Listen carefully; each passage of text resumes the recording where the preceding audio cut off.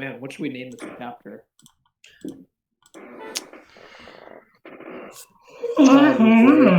The court of justice is served. The court of justice is served with violence.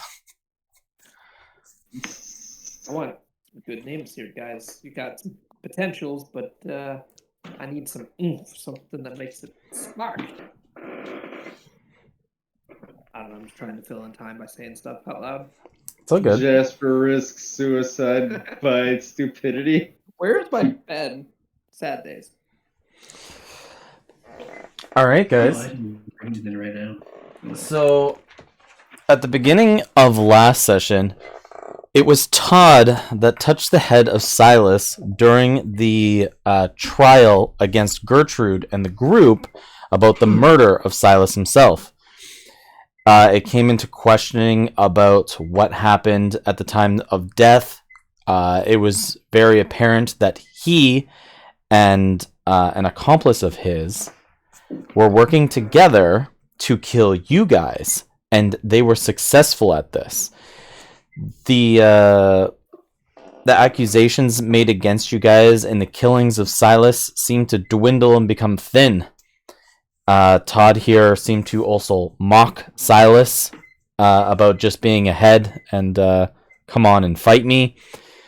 And you were egging him on quite a bit. Lawrence, Nestor, and Erwin were getting very flustered about how the trial was starting to wean off in their favor before Todd brought Lawrence up to the stand and presented evidence that Lawrence, Nestor, and Erwin and Silas were going up against Jasper, and they were going to take him down and take down the Reapers. It was there that Jasper got into a giant hissy fit, pretty much, and decided that the only true way to find justice is to send you all to the Pantheon, which is like a giant coliseum where people are able to make open bids against groups and fighters. You guys were strolled through the streets of Vox Hollow, where some of the audience threw tomatoes and rotten lettuce and stuff at your guys' feet before Roger grabbed a tomato and threw it at a group of young boys and smashed one of them in the head with it as the rest of them scurried away. I also fell in some shit during that time. You fell in some shit, or presumably shit. Most likely shit. Most likely shit. Some of the bugbears apologize. Some of the bugbears apologized to Gertie for doing what they had to, but they planned on becoming very rich upon her death. But then she tried to convince them that they would become even richer if she survived. They looked at their odds, and as goblins drew up charts on your guys' chances of living, those odds seemed to stack up. You guys all got led through a small section between Vox Hollow and this large building, which was the Coliseum for the Pantheon. And you, a couple of goblins, and a large man who was shrouded in a hooded cloak all got led down a hallway before you all got put into a jail cell with another cell, like a row of cell block on the other side that led into the Coliseum area. It was here that you guys were able to make a request for only 2 items. And as you guys each made your requests out of your old inventory, the hooded figure threw all of the items into the jail cell to give you guys a fighting chance. It was there that the goblin freaked out, and the man behind the cloak was Draken. He punched the goblin out in one punch and recommended that you guys needed all that you could going into the Pantheon. Gertie had a lot of questions for him, but at the end of it, he wasn't able to set you guys free because he was very afraid that Victor would find out his location and come for him next. He went to tell you guys how there is some truth to the archangels being out there and that he is one of them, but he has gone into hiding. He questioned you guys upon your death and who you guys died with, and apparently you guys met Lumoria in the afterlife, and she must have thought that you guys were the archangels to resurrect in death. He said that would have broken her focus and started to break a bit of the realm, and you guys were being marched, or the gates are beginning to open to go into the Colosseum. All of you suited up for battle. Some of you guys put your helmets on, got your staves, and got your cloaks together. But it wasn't long before we took a quick shortcut to another section. It was here that another individual, Sir Nicholas, felt himself in a cold, musty, dirty dungeon of some kind, where off in the distance he could see torches lit, and he could see the shadows of what seemed to be Victor casting some spell at this enormous, enlarged pig creature. He could hear the squealing from the distance. It's here, Sir Nicholas, you find yourself at this dirt floor where it's like all the walls are made out of dirt and clay. You're clearly underground somewhere. You're at a table, a long, elongated table, and in your hand, you're holding a cleaver. And what's in front of you is sections of something that was once alive, bloody, and chopped into pieces. What rounds the corner quickly, patting his hands as if casting like a spell of lightning. His hands are almost just electrified still, and he's trying to cool them down, is Victor Grimwatch.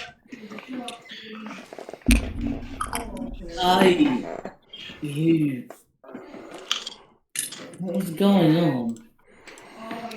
Oh, have you snapped back into it? Who are you? Why, my boy? I'm Victor Grimwatch. Your memories should be coming back to you anytime.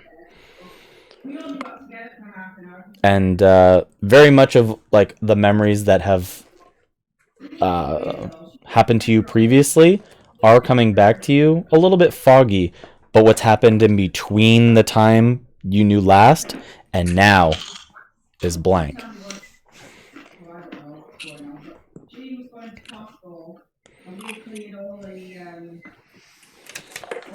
How did I get here?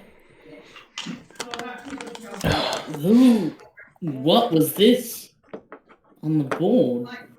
I'm making food. You're feeding the beast in the back. No matter. Now, there's just, I'm glad you're coming back. We're gonna need you. We're gonna need that great mind of yours, Sir Nicholas. We need to pry into it a little bit deeper.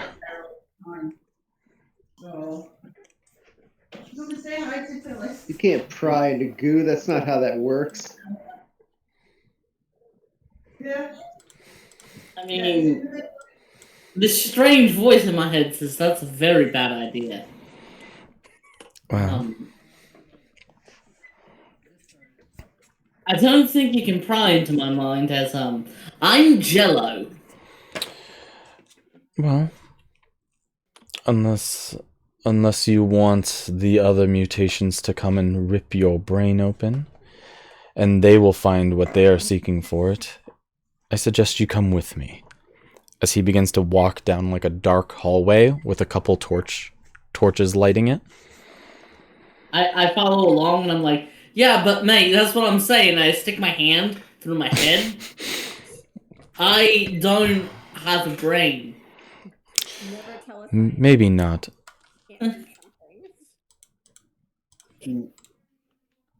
Maybe not.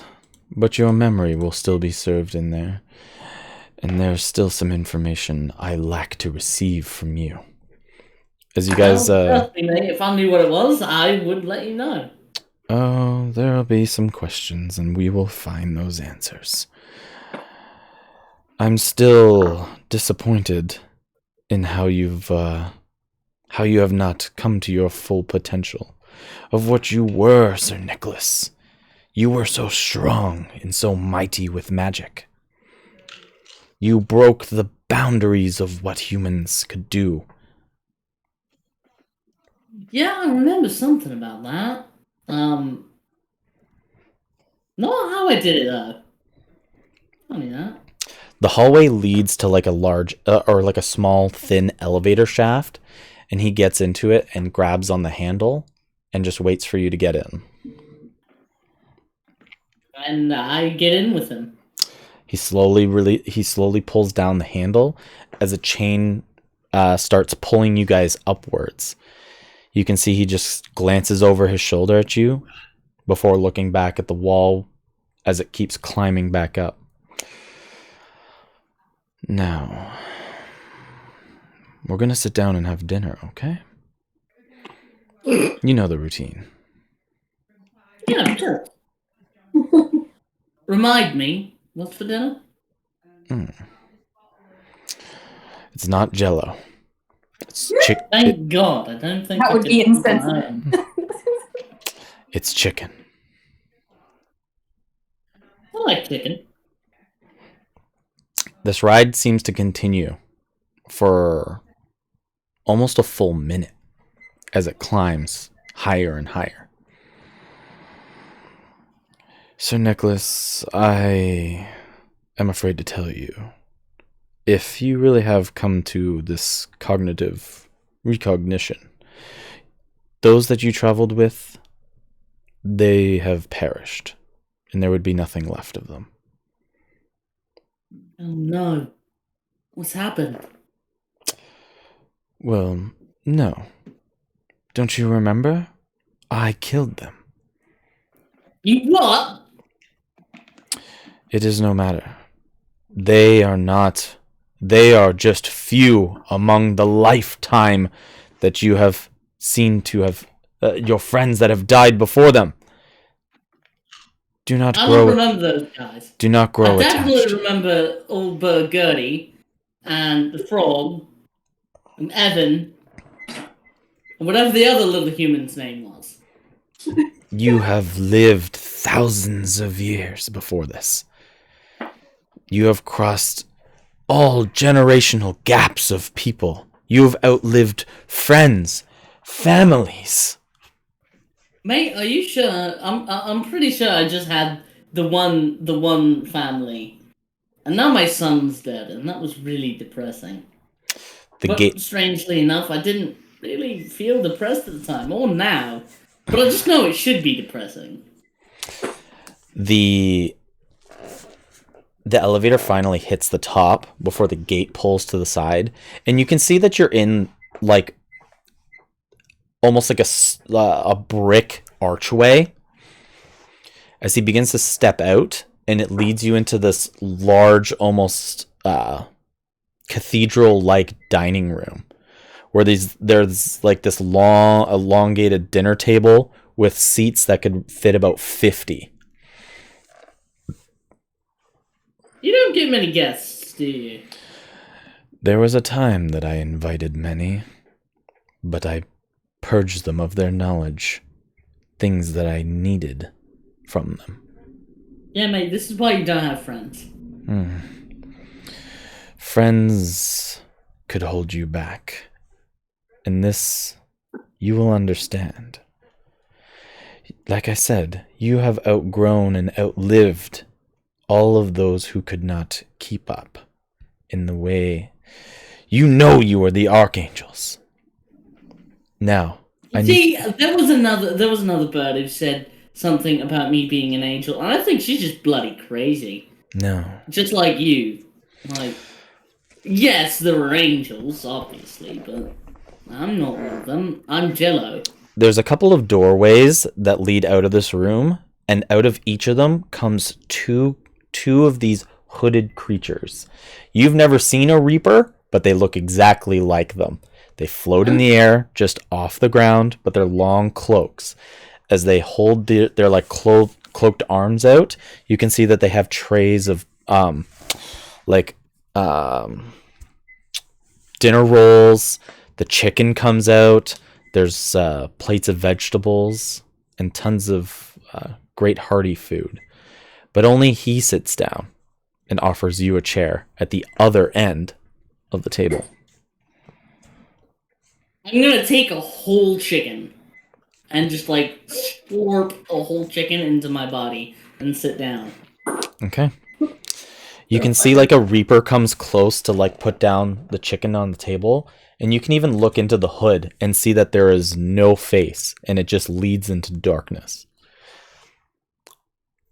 I'm gonna reach up where its face should be and be like, "I got your nose," and then just like morph one tentacle into just a giant nose. As you go to make this gesture against it, it leans back after it delivers the plate, turns around, and goes back out the hallway. Well, they're not very lively, are they? Not used. Little do you know, they are not alive at all. Yeah. What Like do the you orphan. recall about the Archangels? Did you ever run into any of the others? As he begins to slowly cut through his chicken. Well, yeah. And then I'm gonna lie. Ooh. Okay. I'm gonna tell him when I was reincarnated, when I first came to in the Mage's Tower, an archangel helped me escape. And then she fled off into the mountains. Give me a deception check. It's gonna have to be really good. Yeah, I'm not very good at this. I get a -2. A 16 -2 of 14. Ooh. Didn't we try to lock an angel and fraud, and that didn't work out either?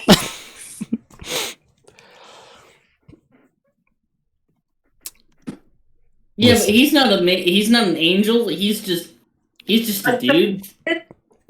Maybe your memory is still foggy and coming back to you, but these fibs of yours, these stories that you'd like to play on me, when you've got it sorted out, I'd really like to know. I'd like to get you and your companions back together. You know, just like you once were. Oh, I don't think that's a good idea. See, I have a feeling we're not going to get along as much. Well, with them being insane and all. Who's insane? Anybody who thinks they're an angel. The Archangels. You know, Yeah. the 4 Archangels and Lumoria came here, out to my manor, seeking answers, as he begins to eat his chicken.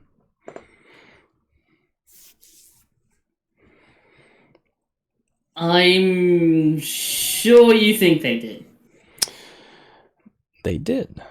They had questions about exactly what they were looking for. You don't remember that far back, do you now? I don't remember you at all, mate.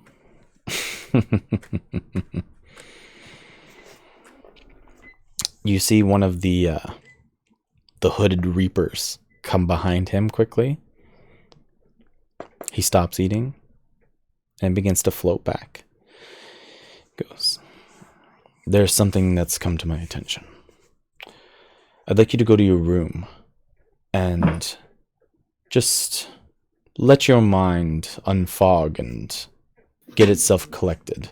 You will have some time. If you'd like to take any of this with you, just ask one of the reapers to take it up, and they will. As you see that 2 reapers come behind you, almost prepared to escort you. Kind of begrudgingly, I follow along. Okay. You see that this manor that you're in is so well preserved, where almost nothing seems to be out of order. No book on the wall is out more than another. There's no specks of dust on any of the mantles. All pictures hung are nicely cornered and framed.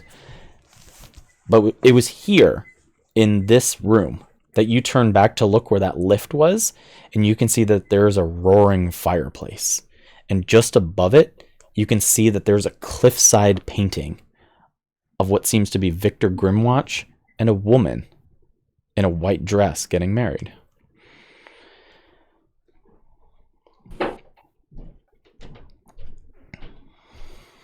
She look familiar. She does not. Okay. They walk you up this large spiral staircase before leading you into a long hallway and bring you into your own room, as there is like a large wooden door, and it doesn't even creak as it opens. Everything is so well set and stained and presentable. There's no dust and no dirt. They open the door for you to go in. I go in, but I'm eyeing them up while I do so, trying to like determine how quick they can move. You know what I mean? Okay. It seems like they could move quick if they needed to. Like they're off the ground, and you've seen that there's been about 8 of them so far, just from what you've seen.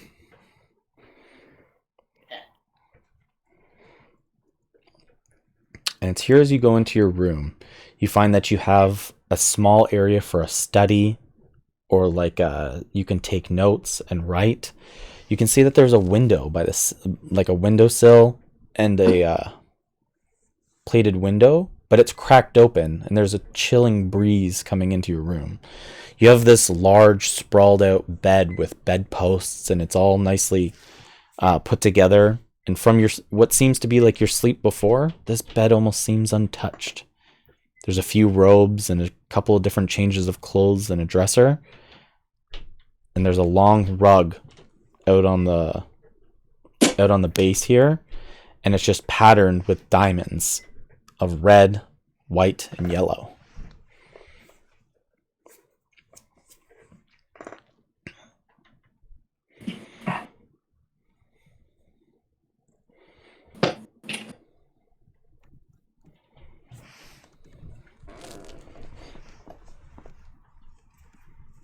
Before I lay down and go to sleep, I have to bring up his character sheet and actually look at it. I think I still have it.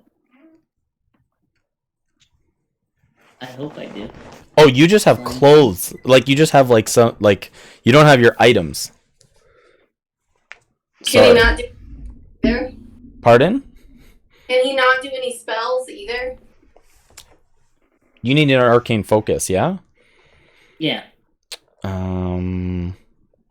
What can that quite be? Like, An orb, a wand, a staff, my spell book. I did say there's a book on the table. I would like to open that and see if that's my spell book. There just seems to be some, like, notations inside the book. It doesn't seem to be quite your spell book. It just shows, like, maybe a past couple of days of you writing some of the things that you've been doing. If it was even you. Big if true. But the howling, whistling from outside, you can hear that there's this large whistling wind and this cold break coming in and almost giving you chills as well. Close the windows and write in this book that I need to try and find enough ink to make a new spell book to be my arcane focus. There is ink there. There's ink and there's a pen. And as you go to close the window, you can see on the sill there, it's a little bit jammed. And you can see that there is a small red line of fur. Attached is a piece of paper. I'm going to take the fur and throw it out the window, but keep the letter. Okay. And open that. you see that the letter here has a bit of copper. I think it's thinly wound copper. And the ability, and it has the writings and a spell that can be written into a book. And you can get the sending spell. Okay. You can cast Get Help. Cast yeet.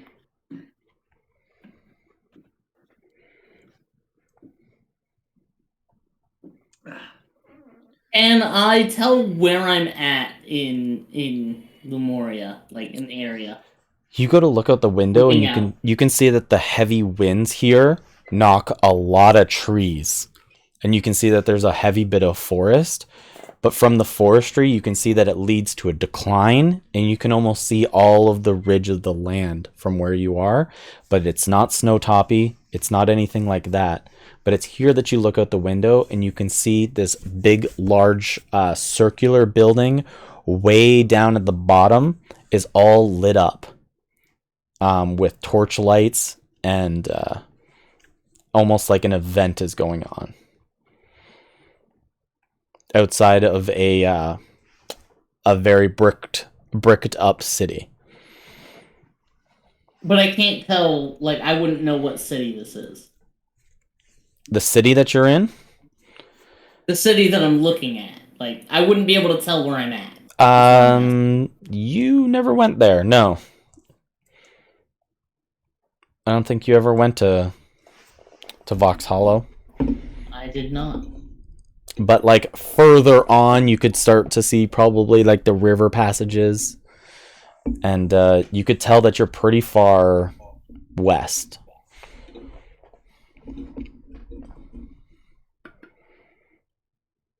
We're like I don't really have any other method of spell casting except to use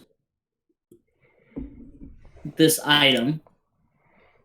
I'm gonna spend the next few hours copying down and sending. It's gonna take me 6 hours because this is not a spell I am proficient with.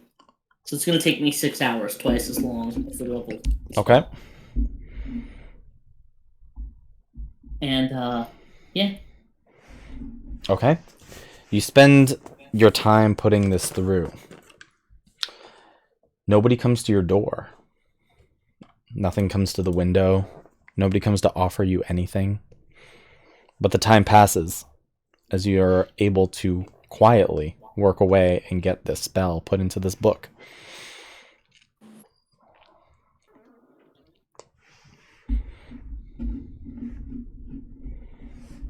Once I'm done putting that spell in the book, I am finna cast Sending to the only person I think can help me. Okay. I'm gonna cast Sending to Gromit. What? Yes.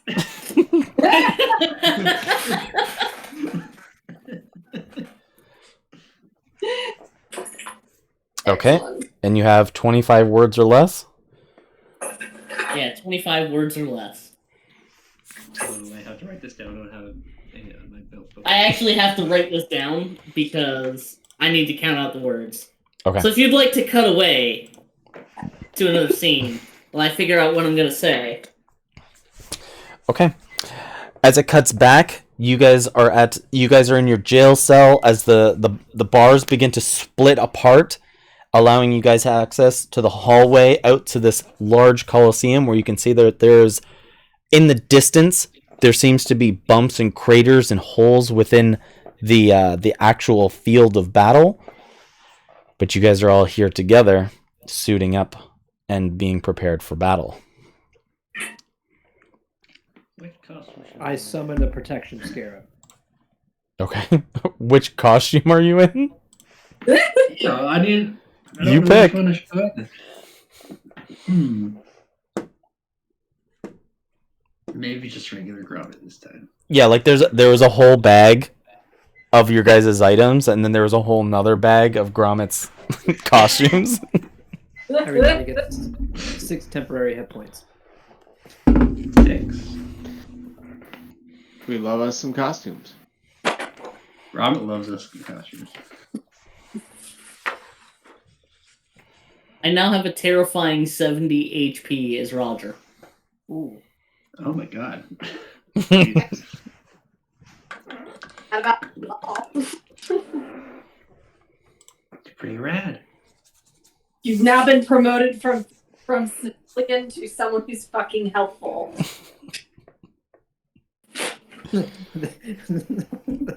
that's a call out to the other character, apparently.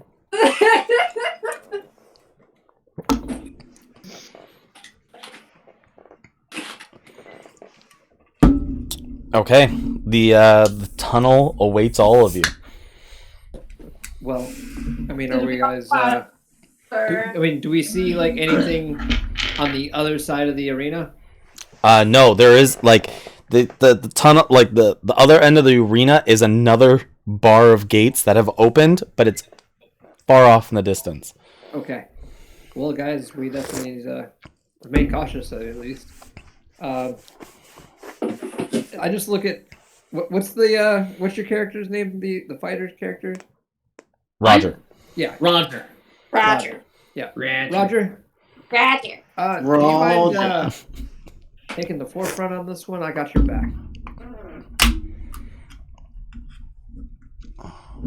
All right. Looks like time to get into the thick of it. Make these guys regret giving me my weapons back.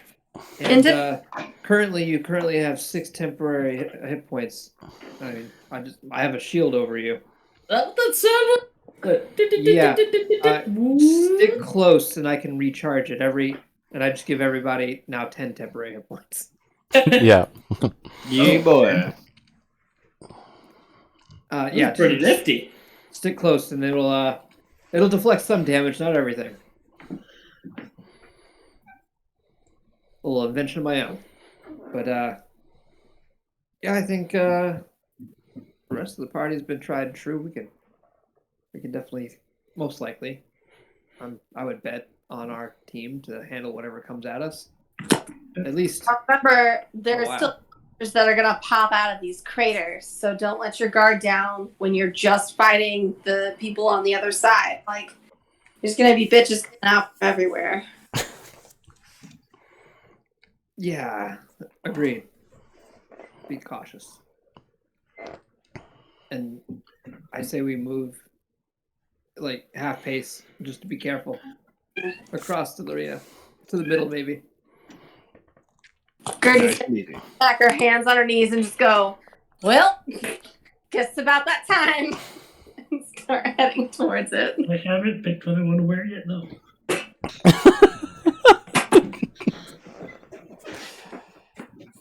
As you The guys all dying be- wasn't that bad last time, you know? Yeah, but how many tickets do we have? Can't guarantee that's gonna happen every time. Then again, what am I gonna say? I don't know. But I guess assume the latter just in case. Caleb, do you have your bit or no?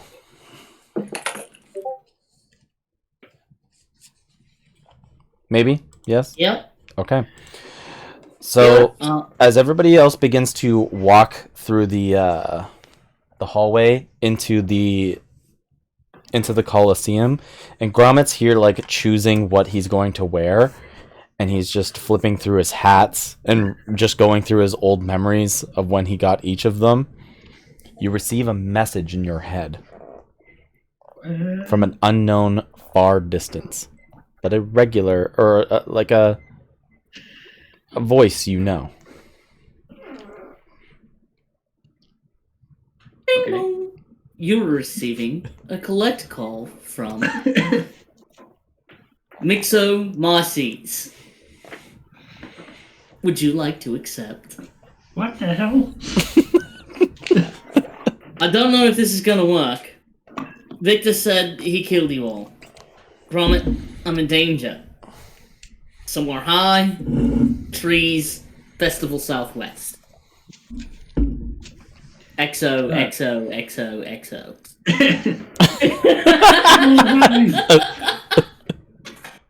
Hi, That's all 25. trees southwest. What are you talking about, Gromit? The slime guy's in my head. What? He's alive. I don't know. He said in a collect call. Who? What? He's alive. Just accept the charges. Please submit I did. consent to reply. I think you can say something back. I can. Try. You only have so many words, though. What's the number? I don't know it. I'm not a fucking wizard.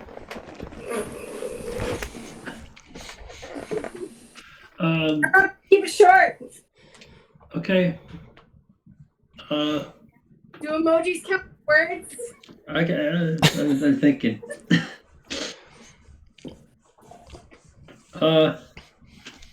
Okay. Got it. We'll come find you. We're on trial right now, about to die like animals in a coliseum. Be right back. Well, Gromit, Message sent. way to really instill confidence. I don't know. That Roger guy said it. It was a cool saying. Ah. So he's somewhere high with trees. In Everybody now southwest. has 12 HP, temporary hit points. Yeah.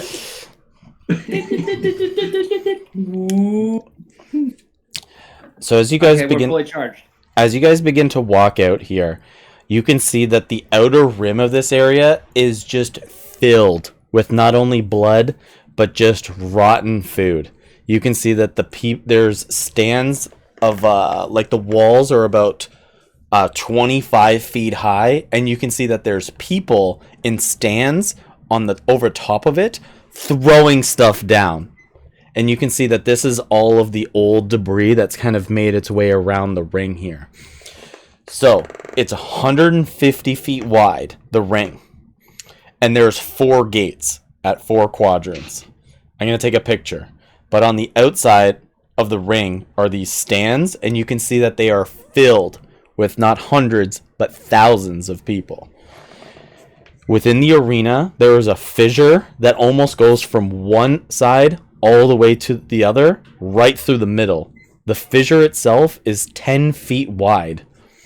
There is 2 holes as well, one in quadrant 3 and one in quadrant 2, and they are about 10 feet wide, as if like they have just either been blown open or things have dug up underneath them.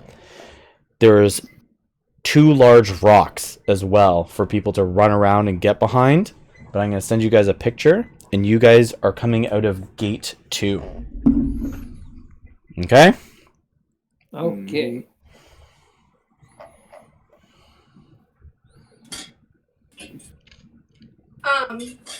Did Gertie hear the description of where Sir Nicholas is at? Trees somewhere high. That would have only been in Gromit's head. Okay. Trees high southwest. Yeah, unfortunately, his opinion of Gromit is higher than his opinion of you. Well, Gromit is there, so sure he did everything. Okay. Gromit's never had any trouble getting me into a location. I'm scared. Yeah, and he got you out, so I don't see what the problem is. There's no problem there. So I between take care of my mistakes. between quadrant 3 and quadrant 1, you can also see that there's a sweet box, and you can see that there's this like pure thick glass section where Jasper sits and resides inside of it. His 2 reapers on each side, as a couple of other chairs fill up some like hobgoblins and other creatures by his side, all of them cheering. It is here that at gate 1, which is to the northeast, you can see that 5 kobolds come out. But not just regular kobolds. You can see that 2 of them have these big wings. One of them has almost like a staff with a box on the back on his back, and you can see 2 other ones have these swords and spears and shields on them. You can see like it's this small ragtag amount of kobolds. You've heard before, Gertie, that there's groups before that enter into the Pantheon just trying to make it rich. Like they're willing to die to make it rich. So you can't put. Yes, that's. Couldn't quite hear you. Yeah, you're really cutting out. Sorry, is this better? Oh, Much yeah. better. Here, you can't put a price on life. You guess that's not true. You can see that many of them just like kind of put their spears up in the air and stuff like that, just getting the audience going. And you can see like a couple of the people in the stands are a couple like bands of kobolds like blowing them kisses and stuff like that. Lord. I was like, so how's this supposed to work? They're just doing it for the. So that's we have to fight this group of kobolds, huh? I mean, Are there any vipers? Out at gate 4, you can see that Lawrence and Nestor, Erwin, and the 3 other ratlings come out of gate number 4. oh boy, this is gonna be a fucking free for all. They're teamed up, eh? Gate number 3 opens, but not before one creature hops over and falls into the arena and runs into the middle. It is a little goblin, and he holds his hands up. He has like this like cape on him, and he goes, we got a streaker, you guys. He goes- We got a streaker. Here we go. and it goes, silence, silence. Now we're all here for a bloody good time, isn't that right? And the entire crowd goes nuts. I'll give him some snaps for the pun. I'm always here for a good pun. Oh god, guys, we got this. I hope. Any priority targets there, Captain? We'll just see who fights who, and then they all come at us. One of those magey looking guys over there, probably higher priority. Yeah. Now a message from Nerds. Now there is a special message from Jasper about this fight. Now we understand his lawyer committee is on trial and is also within the fight. People start to clap and go crazy.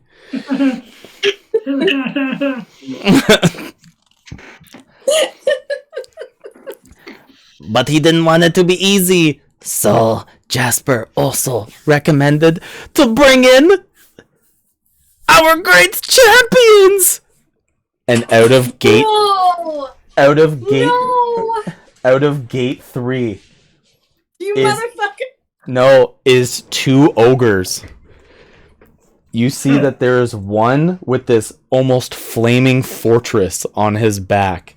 You can see that he stands super tall with these plates of wood with spikes and ridges coming off his forearms and a snarling mouth, as there is goblins out the top of the fortress with flaming arrows. Roger, I retract that last statement. I think we're actually all might die. So, like, I'm looking at this and I'm just like, man, Jasper really wants to commit suicide by this guy, huh? But then out behind him comes out another ogre who has a long wielding chain with a hook at the end of it as he spins it around. Am I the only So, I one mean, that's extremely which- upset stomach right now? Which one of these guys is our champion?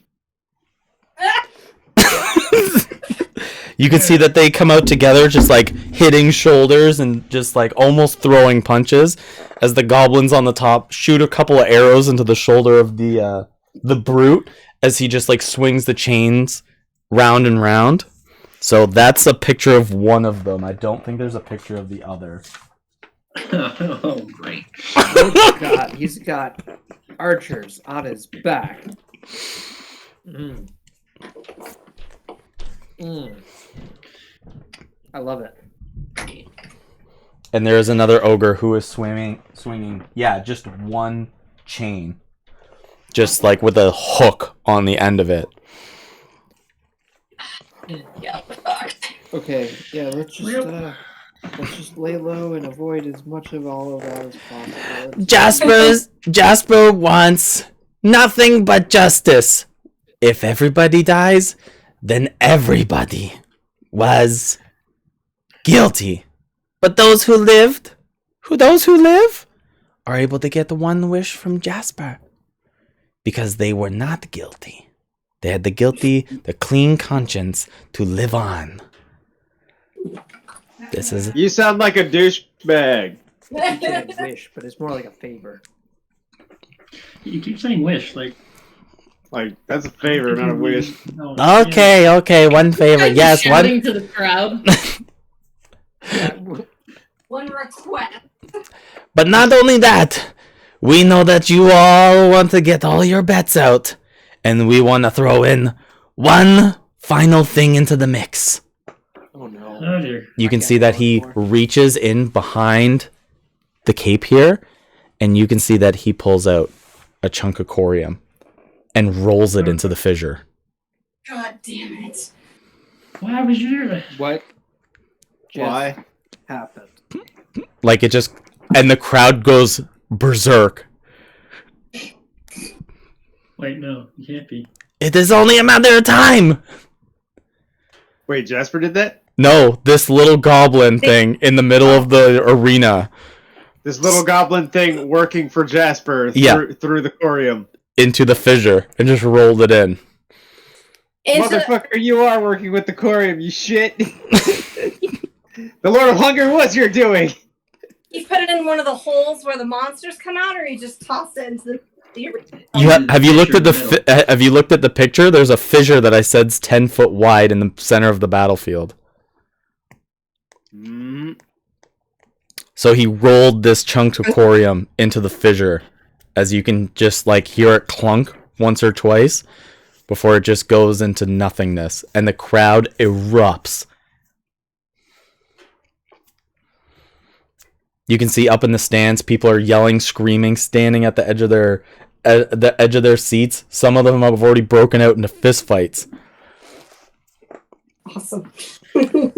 Guys, seriously, if we're going to try and actually live through this, I think we should We're get a little bit of a revenge on these mages. They're probably I'm gonna squishy. crack my knuckles, Okay. and then I'm gonna cast Divine Favor. Okay. Oh. I'd like you to give me one perception check really quick. Roger. A 2. A 2? Well, something that's quite loud and almost slams on your foot. Something extremely heavy lands beside you, almost like a body thud. I'm gonna look down. And you look over. Is it my cinder block? You see a cinder block with a rope attached to it. As you look up, there's two guys just giving you thumbs up from down below, and they go, "It was really hard to get in here, but this is gonna be worth it." So I have a favor to ask of you, because this is just awesome. Can this use the stats of a mace? A cinder block is heavy as shit. But can it though? Face? Like, you mean by like the rope and the like the head? Stats of a maul? A two-handed maul. Yeah.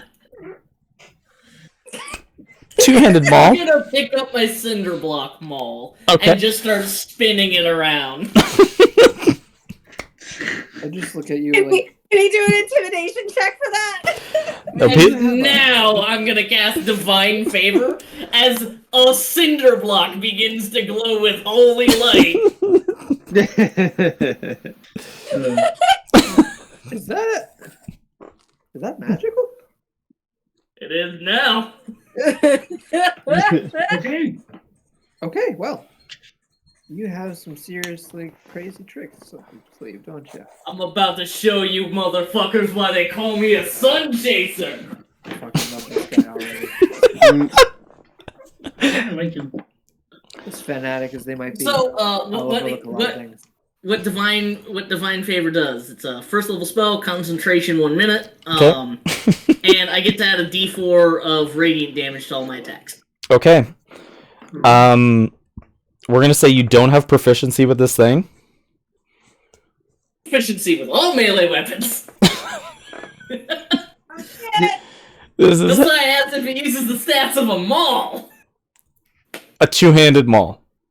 a two-handed maul, I'll let it no do. shield. I'll let it do 2d8 damage if you don't have proficiency with it. Do the math Take the The map- proficiency. quickly. Take the proficiency. I'm gonna take the proficiency, so it does 2d6 plus 4, but I'm gonna de-equip my shield, so my AC is about to go down. Okay. Like, So you guys I can have to see. put my shield on my back to wield this thing.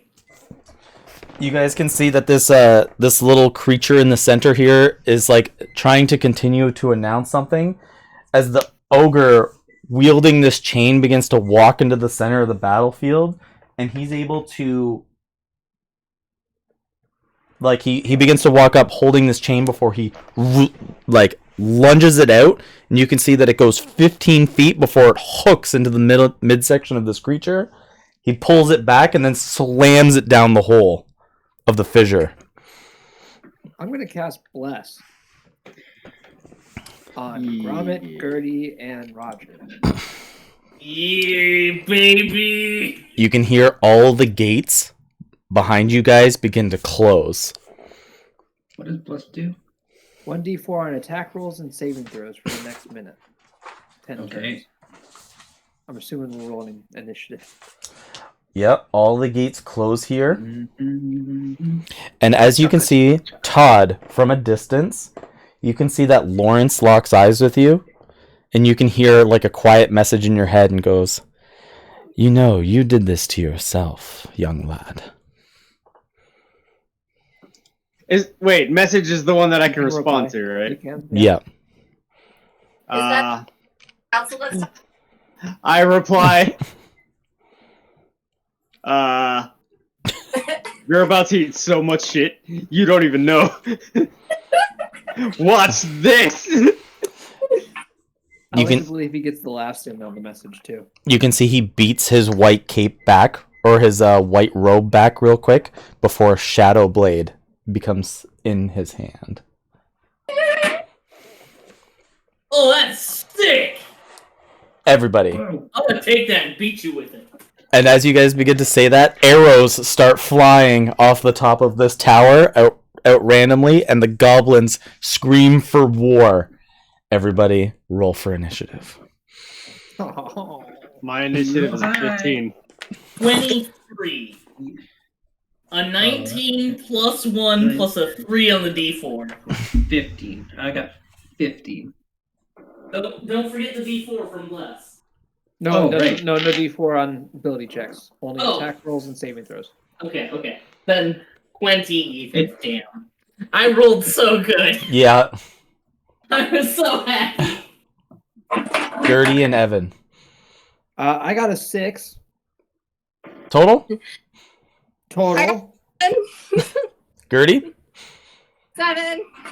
And Todd, you said 15, yeah? Yeah, 15 total. Cool. And Gromit also got 15. Yeah, Gromit also go 15, and you go before Todd for sure. Okay, so I'm going to rewrite out the order here if you guys want to talk this out. Okay. Oh. I have an idea and it's weird. Excellent. What you Off need? to I'm here for it. Just trust me, guys. Just trust me. I don't, but let's go. Go off, King.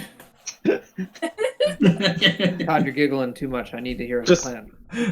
Just focus on Lawrence. What? I'll handle the ogres. Oh, no. Yeah. I'm sorry. Don't worry. I'll handle the ogres. Is Well, that around by chance? Yay. Look, Looks like we got a badass here. I like flex my literal muscles, my literal negative muscles, and I'm like, yeah, I got this. Don't worry about it. Todd, I have to admit, Give your bicep a squeeze. in the entirety of the time I've known you, you've never once given me the inclination that you might be able to pull such a feat off. Where's this confidence coming from? Where's this confidence coming from? Look, I'm a good talker, okay? I can talk myself out of most situations. Maybe not this one in particular, but I can talk myself out of most of them. You're going to get yourself killed trying to Right. talk to that over. Probably. Just remember the 10 feet rule in my backpack. All right? Yeah. Yep. I'm gonna stay as close to you as possible. Just, I think I got him. All right.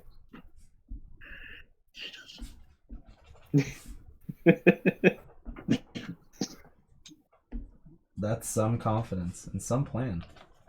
I have massive confidence in my almost no abilities.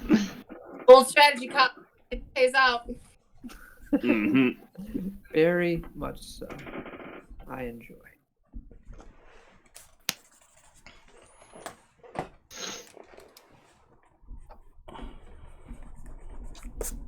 Okay, so I'm gonna send you guys a new picture about what we're looking at.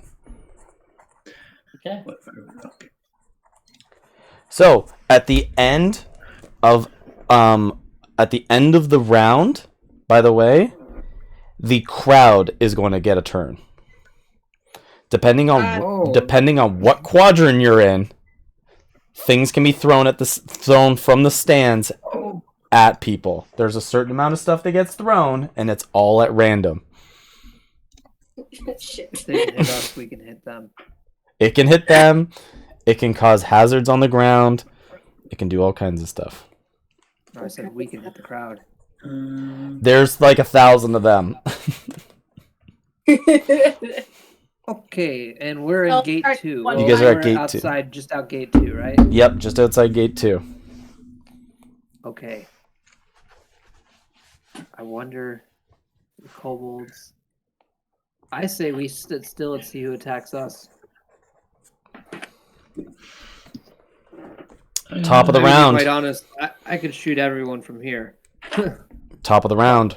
Roger. What's the nearest thing to me? A rock or a hole. No, not a hostile creature. You could go after the ogres to the southwest, or you could go north towards the kobolds. It's probably about 60 to 70 feet before you get there. Heads up.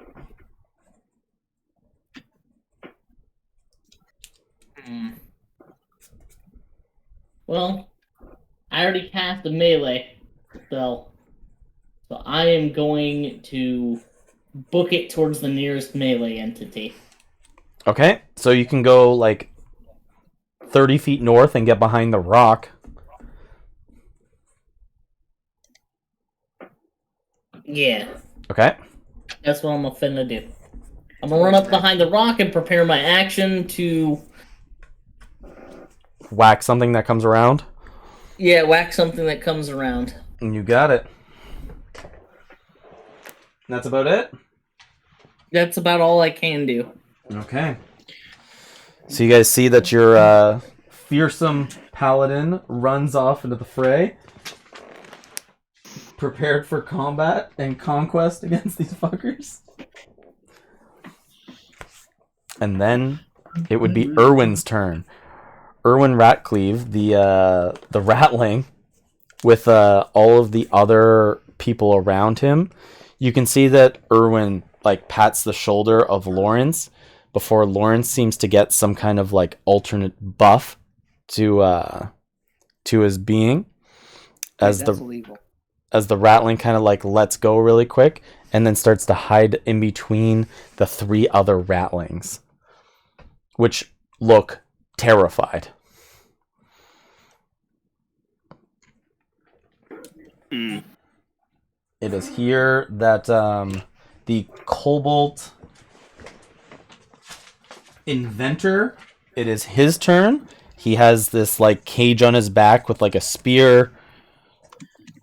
And you can see that what he is going to do is he's going to see that you went up to... He's going to go actually into the middle of the battlefield here.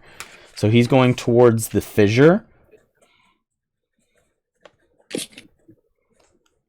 He's going to run towards there.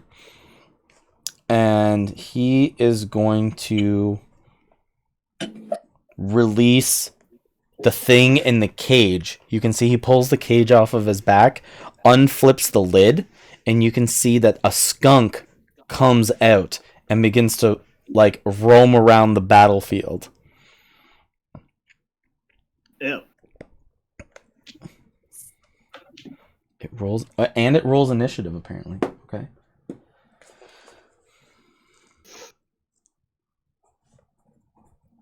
Wait, which one did that?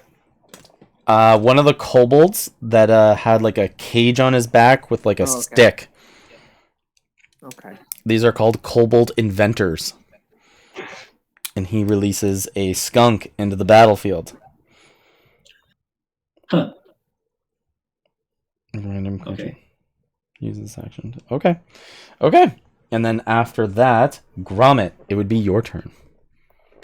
Okay. So, where's that map I just had?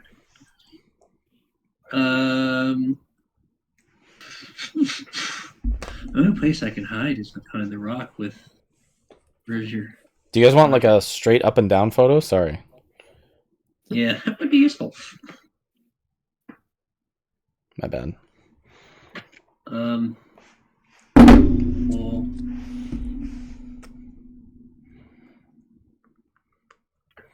Well, I think I'm gonna hide behind the rock with Roger right now and wait. Okay. Are you going to make a stealth I check have a behind it? plan. Yeah, I'm gonna hide. Okay. Do a stealth check. Sure. So Roger, you have this glowing cinder block as a... Which costume are you in? Okay, that works. Important question.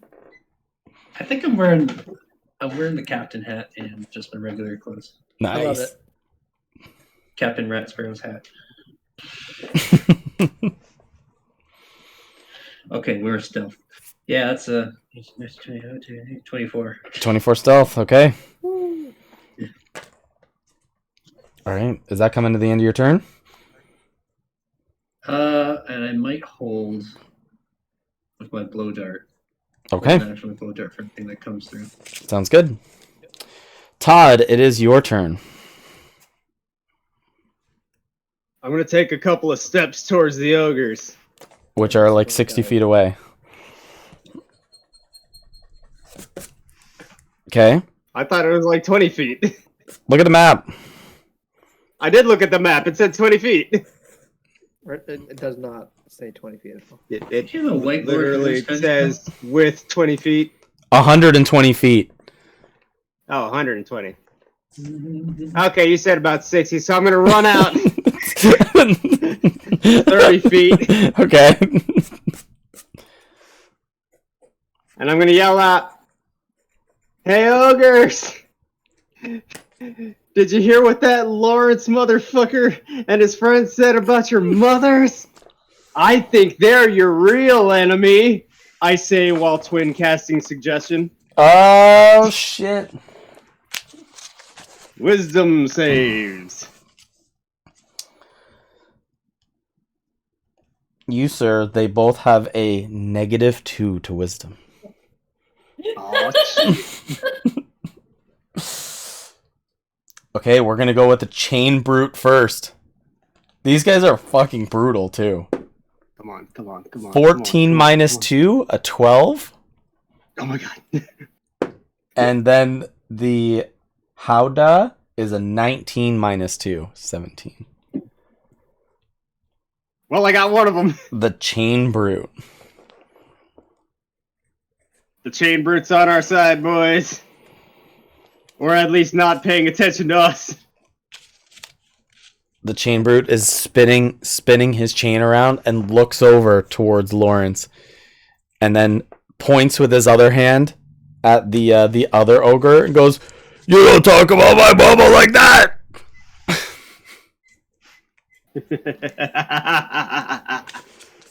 Well, Todd, that was impressive. I told you I'm a pretty good talker. But Todd, the one that you tried to give suggestion to, knows that you did that, knows that you tried to persuade it with magic, and eyes you down and stomps its foot. Oh, come on, buddy. It snarls. Those guys are still assholes. Snarls and yells at you. Oh, come on. Don't look at me like that. I'm just trying to survive here. I'm just a little guy. You wouldn't hit a little guy? It's my birthday. I'm just a little guy. The goblins all string fire arrows back. I'm gonna look at it and just go, I got you, man.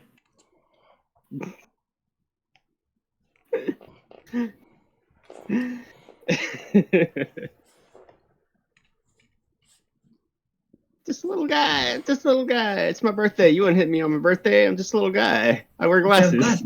No, I don't.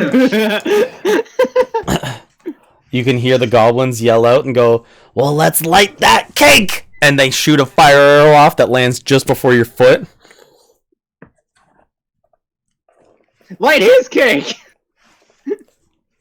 Next in the initiative is Shield. Okay, so then it is one of the kobolds that have the sword and the shield. They are called the Kobold Dragon Shields. It is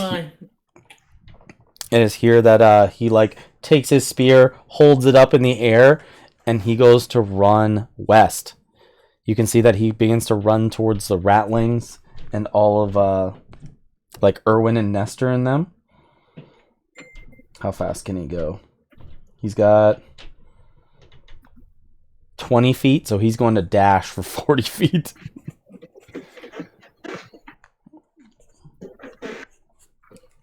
Okay.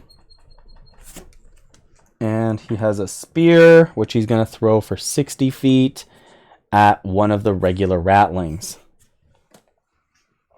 As he yells and screams out in the distance. And he misses. He throws a spear out and it lands a little too short at a ratling's foot. And it is here that it is Nestor's turn. Nestor is the other elf from a long ways away. And it's here where the ogre with the chain is beginning to spin it. He can see that you've angered the ogre here. Nestor holds one hand up and snaps a finger.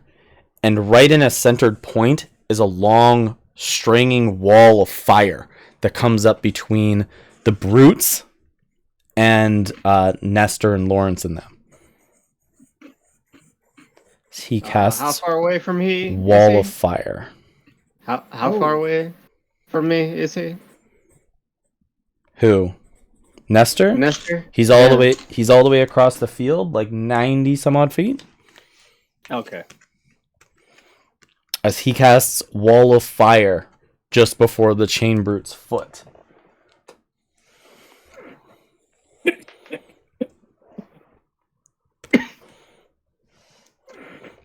And then that is going to end his turn.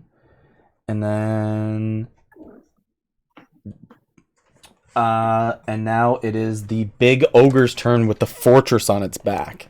Oh boy. Oh no. It has a speed of 40 feet. So Todd, it comes to close to where the hole is. It's roughly 20 feet away from you.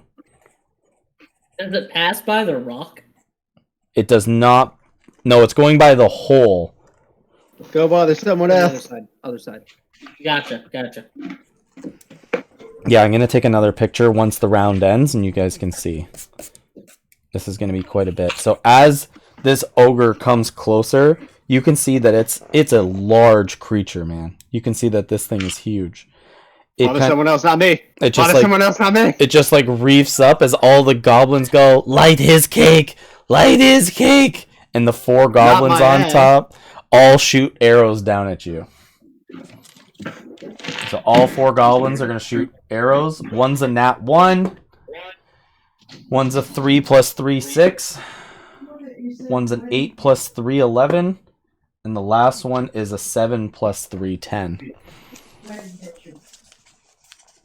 Any of Holy those? shit, every single one of those missed. Every single one lands around your feet or goes over top of you, dodging them quickly. You're just sitting there like, Jesus Christ, Jesus Christ, Jesus Christ. Oh, no. Ooh, that was close. Hey. Watch the hair. The ogre stomps its foot as it is displeased, like not impressed, but all the goblins on the top of it shake, and they're just like, "Hey, settle down there. We'll get him. We'll get him."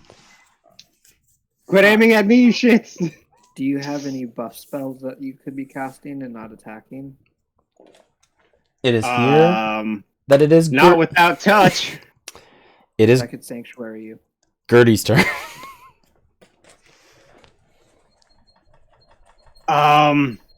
Fuck. Suggestions concentration. Gertie, it's your turn. I don't want you to get hit and have that broke.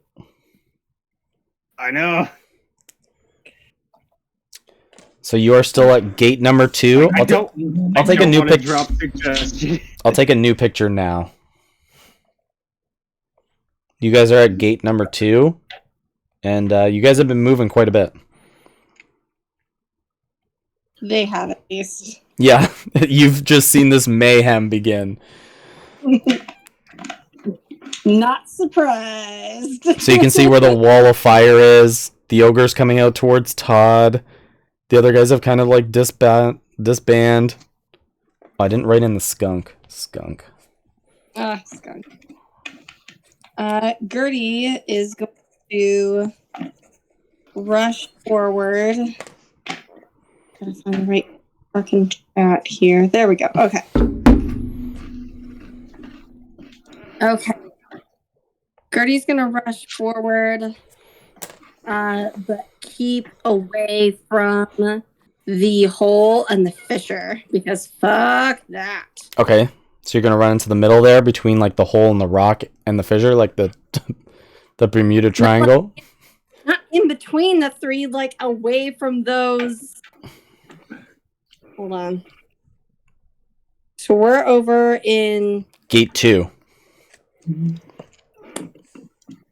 Gate 2. So she's gonna head over toward Gate 3 then, so that way she's away from the hole and away from the fissure. So you're going like Todd's direction towards the ogre? Yes. Okay. A man needs some backup. Being a dumbass. He doing his best. It was honestly a great idea. I try. But she's gonna go forward as much as her movement can take her. Yep. And then hold an action to dodge. Well, actually, you just use your action and its dodge as the action. Oh, okay. But it gives you they have disadvantage when trying to attack you, and you have advantage on all dexterity saving throws that you can see coming. Ooh, there's a picture of one of these guys, the chain brutes. Oh, cute. Kind of. That is very World of Warcraft. Not as cute.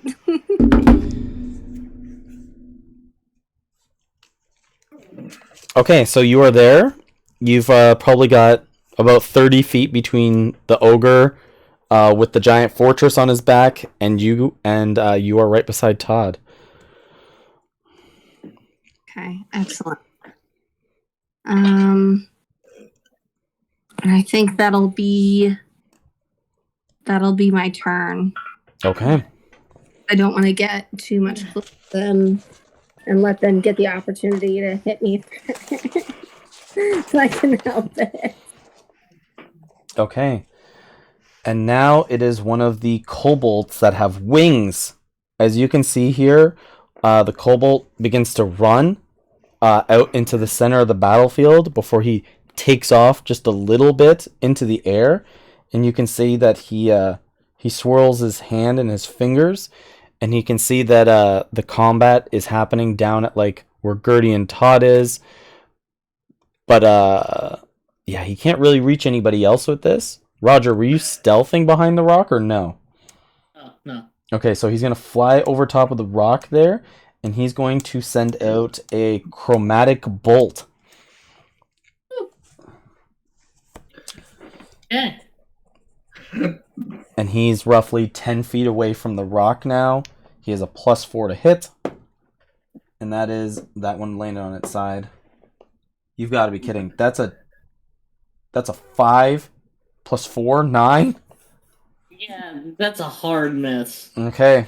He's gonna need an additional 7 on top of that to hit me. You can see like That's to meet my armor class. This puddle of poison just hits the ground quickly before it begins to disperse. And I'm assuming he's too high up for me to smack with my. He's only like 10. newfound He's pole. his wings are almost like moth bitten, where there's like holes in them. He's only like 5 feet off the ground. He's totally Oh, cool. So I can hit him. like whackable on your turn. Yeah. Okay. Hell yeah. No, because I was holding my action to whack somebody if they came around the rock. But yeah, he's 10 feet away. Okay. Yep. Next from here, that was one of the sorcerers. Now is another one of those shield guys with the spears. The kobolds with the spear and the shield. And what he's going to do is he's actually going to come around the corner. He's going to make his way all the way around the corner. And he saw his friend with the shoot out the chromatic bolt. As he thinks something's weak, he comes around the corner quickly and goes to make a strike against you. But you get first strike. Okay. An 18 plus 4 plus 7, so yeah, a 29. The kobold in a hood and with like this like rock shield turns the corner to go throw his spear out into you, and you make the first hit. I'm not gonna smite. I'll be nice. I'm not gonna smite. By the way, my favor going on. this is the first bit of damage in all of combat so far. The And- first Nine. And we're almost at the bottom of the round. Gone yet. He takes 15 points of damage. 1 point of radiant, and Oh, that's pretty low. yeah, 15? 15. Okay, he didn't like that, but he is still alive. And now he gets his strike after taking a brick to the face. Yeah, he takes this like cinder block to the face as you can hear the crowd roars at the first bit of blood being spilled. And you can hear in the back, "That's my block!" That's You hear that distinctly out of all of it. That like you knew what it meant. Well, he was probably above you, so it was much easier to hear. He's gonna make 2 spear attacks against you. He has a +3 to hit. One is a 10 + 3, and the other is a 4 + 3. That's a pair of misses. Hey. So I'm just gonna parry him with a cinder block. He just like almost looks like his eyes are crossed from being smoked in the head by a cinder block real quick, and he just tries to strike at anything and just misses. And then I'm just gonna raise the cinder block above my head mightily.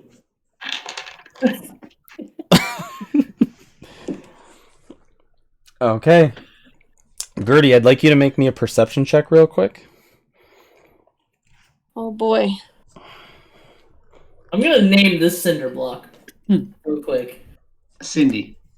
I'm gonna get my actual dice. This is too stressful to leave in the hands of D&D Beyond dice. Thank you. Those things are rigged. Every once in a while, that's good for me. It's just those very rare moments. Okay. Perception. That's an 8. An 8. Gertie, you find a puddle of like foamy yellow liquid land at your feet and just get spilled with a shattering sound. I'm gonna name it the Brick of Justice.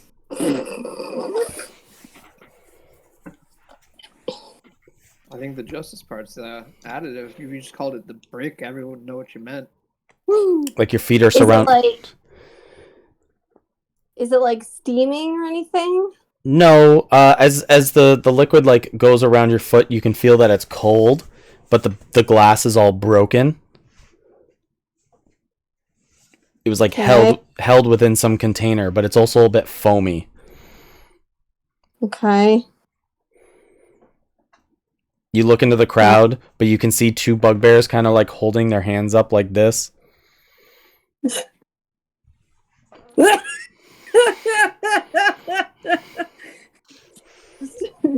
Just another pair of bros doing their best. Like I will get into the next. Actually, beer. they promised you a beer in the battlefield. Aw, bless their hearts. We Evan, tried. it would be your turn.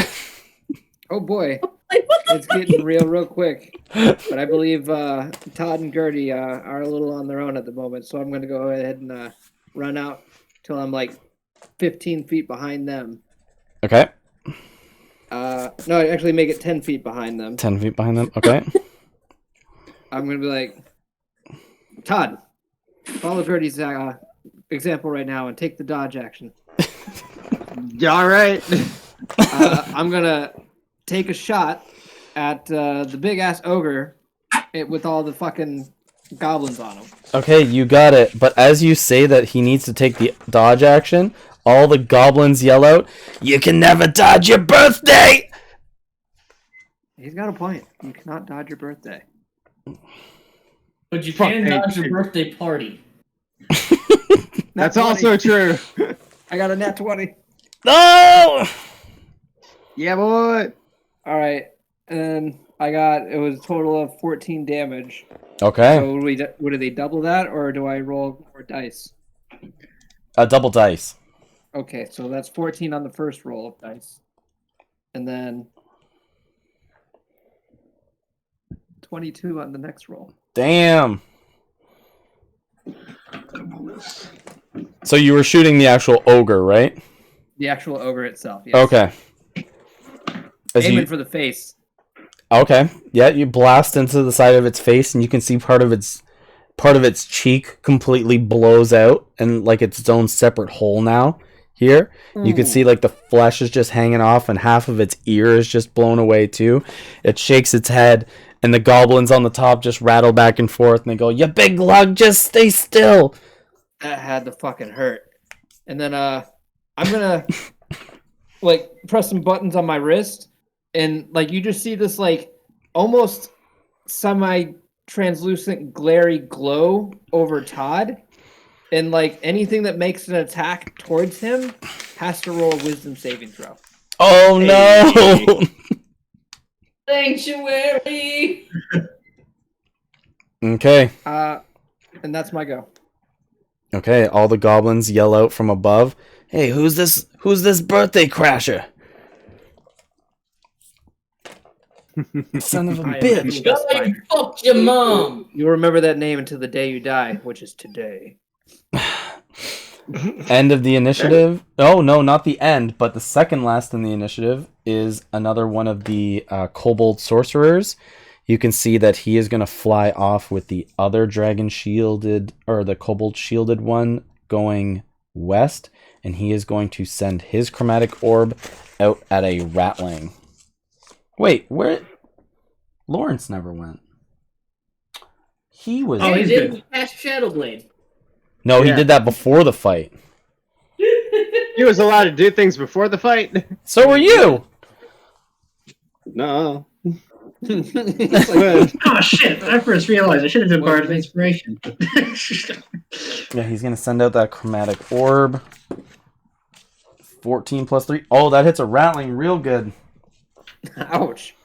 3d8 unless he's upcasting. Apparently their chromatic orb is 2d6 plus 2. Weakling. So 9 damage to a ratling. Player chromatic orb is so much more powerful. Didn't like that. Okay, and he went up towards here. The inventor also ran out into the battlefield.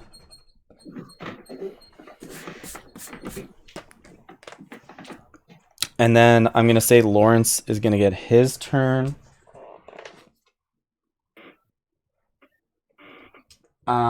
It's here that Lawrence has his Shadow Blade out, and he begins to walk towards these two kobolds who've come out towards him. He walks his 30 feet out before instantly like a cloud of mist happens over him, and he's right in their business. Misty Step. You see that he takes his Shadow Blade attacks, but one of them sends off with a bolt of lightning.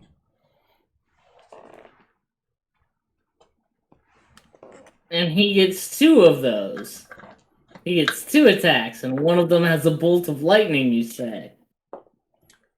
5 and a Does 7. Lawrence by chance have cat ears? No, he's an elf. Does he have his own theme song? No. Is it something like "The darkness of night falls around my soul"? And then his bladed damage. Gotta let it out, gotta let it out. You see that he takes out the kobold sorcerer within one swing, slashing it out of the air as it tumbles down to the ground. And his other attack hits the shield one.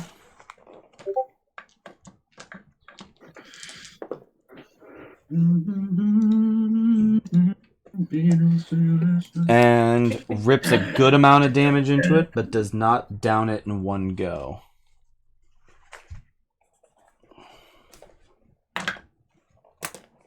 Let it out, gotta let it out.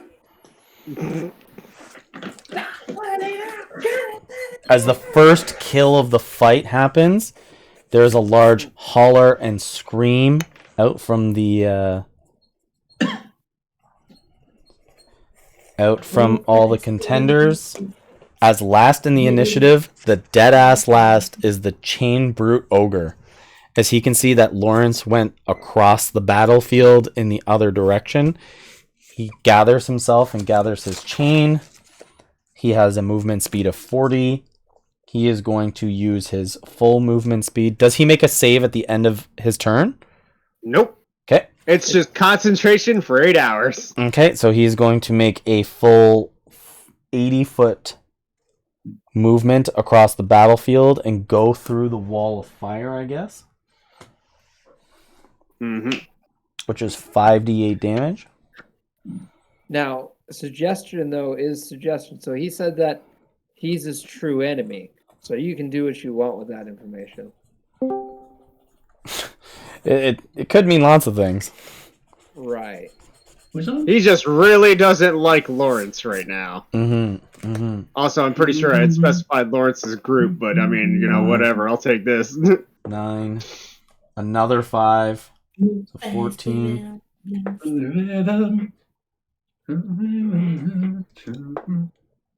16, 17. Holy Christ. I think this guy takes about 37 points of damage going through the wall of fire. Oh, God, he don't care. He heard true enemy. He will burn himself to get to it. Well, he's a large creature, so his feet just kind of get just like cindered up by this wall of fire that just incinerates the bottom of his legs there. And I'm going to send you guys a picture of the end of the round, but then it is the stand's turn, and they're going to throw things down at you guys. So this might seem like messy, but this is like where everybody is. Okay. So you guys are in quadrant 2, and it says only 2 people can get hit. So there's the ogre, Gertie, Todd, and Evan. So out of the 4 of you, I need to hit 2 of you. Okay. I'm gonna write 1, 2, 3, 4. The ogre's a 4. Gertie's 1. Okay, rolling a d4. I got a 3, which is Evan. And a 3 again. And a 4, which is the ogre. Okay. They really wanted to try and get me. So, They might have glided in the air and hit me at once. so you can see that there's a bottle of green, like liquefied, heavy, like almost neon green liquid being thrown down at you. I need you to make a dexterity saving throw, as it seems like a bottle of acid comes down. Oh, shit. Why is the audience throwing acid? 14. How much? 14. I have the DC as 15 here, sir. I believe it. And we're also going to make a dex saving throw for the big ogre, which is an 18 on the dice minus 1. He gets to take half damage, 2d10s, a 4 and a 6, 10 points of acid damage. I take 10 points. Okay. Mm-hmm. Of acid damage as this bottle hits you on the shoulder and cracks open. Well, it didn't break my temp yet, but I am pissed. Quadrant number 1, where everybody I else have to is. still roll a con check. 1 second. Okay. I pass. Okay, so I still have plus up. Okay. Quadrant number 1. 1, 2, 3, 4, 5, 6, 7, 8, 9. There's 9 creatures to be hit, but Gromit is hiding too well to be noticed. So well. So number 2, somebody's throwing throwing rocks and bottles at Lawrence, at the sorcerer. 1, 2, 3, 4, 5. The skunk and Roger. Okay. What kind of save? Deck save? You're gonna make a dex save from bottles and rocks being thrown at you guys, and probably chunks of old cinder blocks or like old pieces of old chairs are being thrown at you guys down from the audience. If any of my allies have to make a save, they get to add a +3 to that. Okay. And Still yeah, have plus. Still have plus. I get the dirtiest of 20s, but a 20 no less. Okay. The dex save was 14 plus 3 plus 3. The dex save was a 13, so you only take half damage here, and it rolled really well, which is only 10. You get 10 damage, but you can see I'm gonna roll for all these other guys now. Lawrence passes, takes 5 damage. And I maintain concentration on my spell. Okay, takes 5 points of damage from Lawrence's hit pool. The skunk is dead. Let's How go. much damage was that? There's a dead skunk in the battlefield by a rock hitting it in the head. Poor thing. Oh. The way to go. It wasn't long for this world. The inventor just begins to cry in grief Just made it. just before a rock pelts him in the head too. Did he even get a chance to go? Nope. He released it and then the people threw rocks at it to death. That's sick. What the fuck? Didn't even have a chance. The problem It is had no- he also got hit in the head by a rocks. And he took It's even 10 worse. he took 10 points of damage. He's almost dead. He watched his life's blood creation, finally free, a chance to see what it's worth. And some assholes just fuck shit at it. While he's not even having a moment to grieve, he's trying to realize what's going on. a giant ass fucking cinder block chunk knocks him so hard he almost dies. Like, What? These people are savages. they are. Gertie, you grew up here? I didn't grow up here. I just moved here. Why would you do that? It was supposed to be the land of opportunity, okay? This was supposed to be my ticket to the easy life to retire. I told you I didn't want to come back here. This isn't a really easy life. Well, I know that now.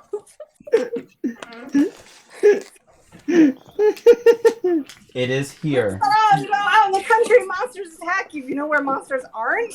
In the city. But there's a different kind of monster in the city. There are plenty of monsters in this city. Yeah, this city fucking sucks. It You is. guys were all like, oh, let's go to Mount Hollow. And I was like, no. You guys were like, why? And I was like, this is why. You can hear the crowd is like erupting just with laughter, hysteria. People are getting hammered, making bets, just like getting ready to like drink it down and then throwing the bottle. It's made to be ammo as well. But it's here that gate number 4 reopens. Son of a bitch. All the way No, on, you close that gate. all the way on the other side of the Colosseum. You guys can see that the humming glow of something infected with corium radiates inside of it. Oh, crap.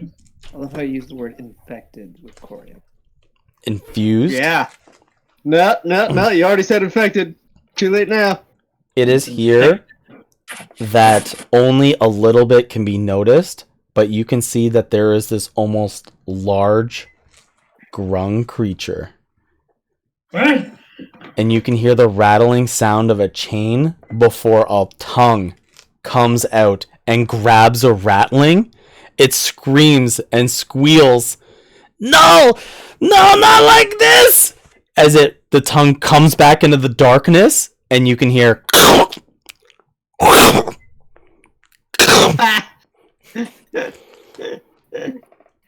those What? by That fucking rat. those by gate number 4 begin to shudder and be terrified as what walks out of gate number 4 as the foot of a ratling hangs out of its mouth is this large grung creature as spikes of corium jut out of its back.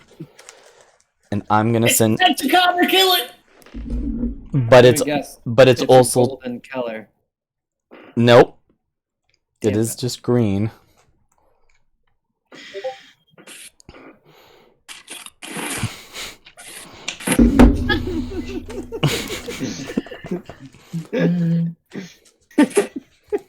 Holy shit.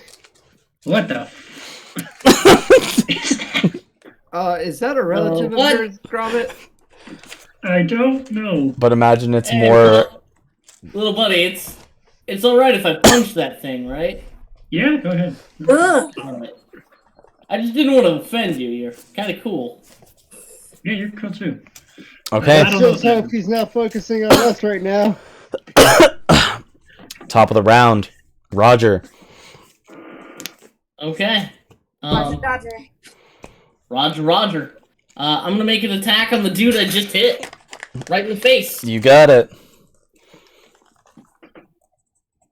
I gotta roll this thing Will a into 17 initiative. hit? Hold on one sec. Yeah, 17 hits just about everything Okay. Because in the arena. I rolled a total of a 6 on the dice, a 4 on the d4, and I have a +7. Wow. The grung creature took the spot of the skunk, like exactly on the die. The skunk incarnate. Life finds a way. It's away. Okay, 13 points of damage on the first hit. How's he looking? 13. He's pretty close to death. I'm gonna smack him again. You got it. This is the shield one. A 21. Oh, That yeah. Definitely hit. Oh yeah. He has like leather armor and a shield, but it's not a. You can see it's breaking apart against the cinder block, Oh, which is this one's a good hit. This one's a really good hit. 19. 19 damage. 19 damage. Roger, how would you like to kill this kobold dragon shield? I'm just gonna donk him on the head with a cinder block, and as he goes down to one knee, pick the cinder block back up and smash it down even harder, and it's just... He's just flattened. People just go even more furious than the skunk death. They really like Roger. And you can see, like, they point over to a billboard where a goblin is, and you can see he starts gathering some people's money.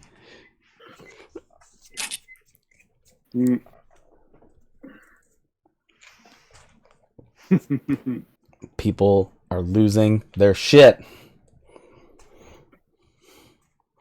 Alright. It is now Erwin's turn, and Erwin turns to see that this creature has come out of gate number 4 where he is. He is certainly not impressed. What can he do exactly?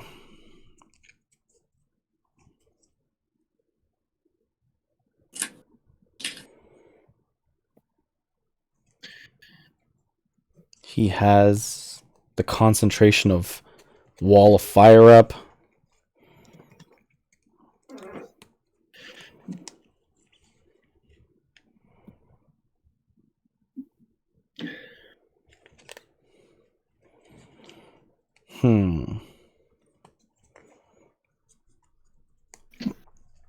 I think he is going to try to just Surrender. run towards the direction that he had with Lawrence. He's going to take down his... because he's just going to leave all the rattlings behind. He's going to let the wall of fire go down.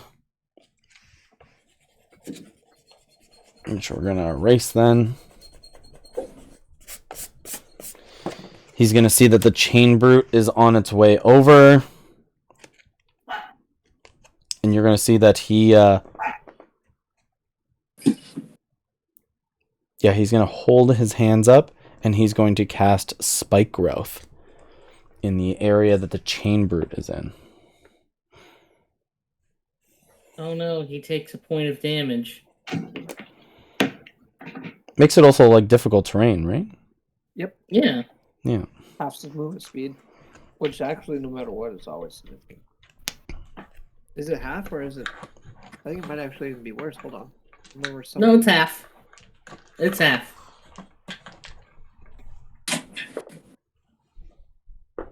Four and a 2, so yeah, it only takes 3 points of damage, but slows the creature right down.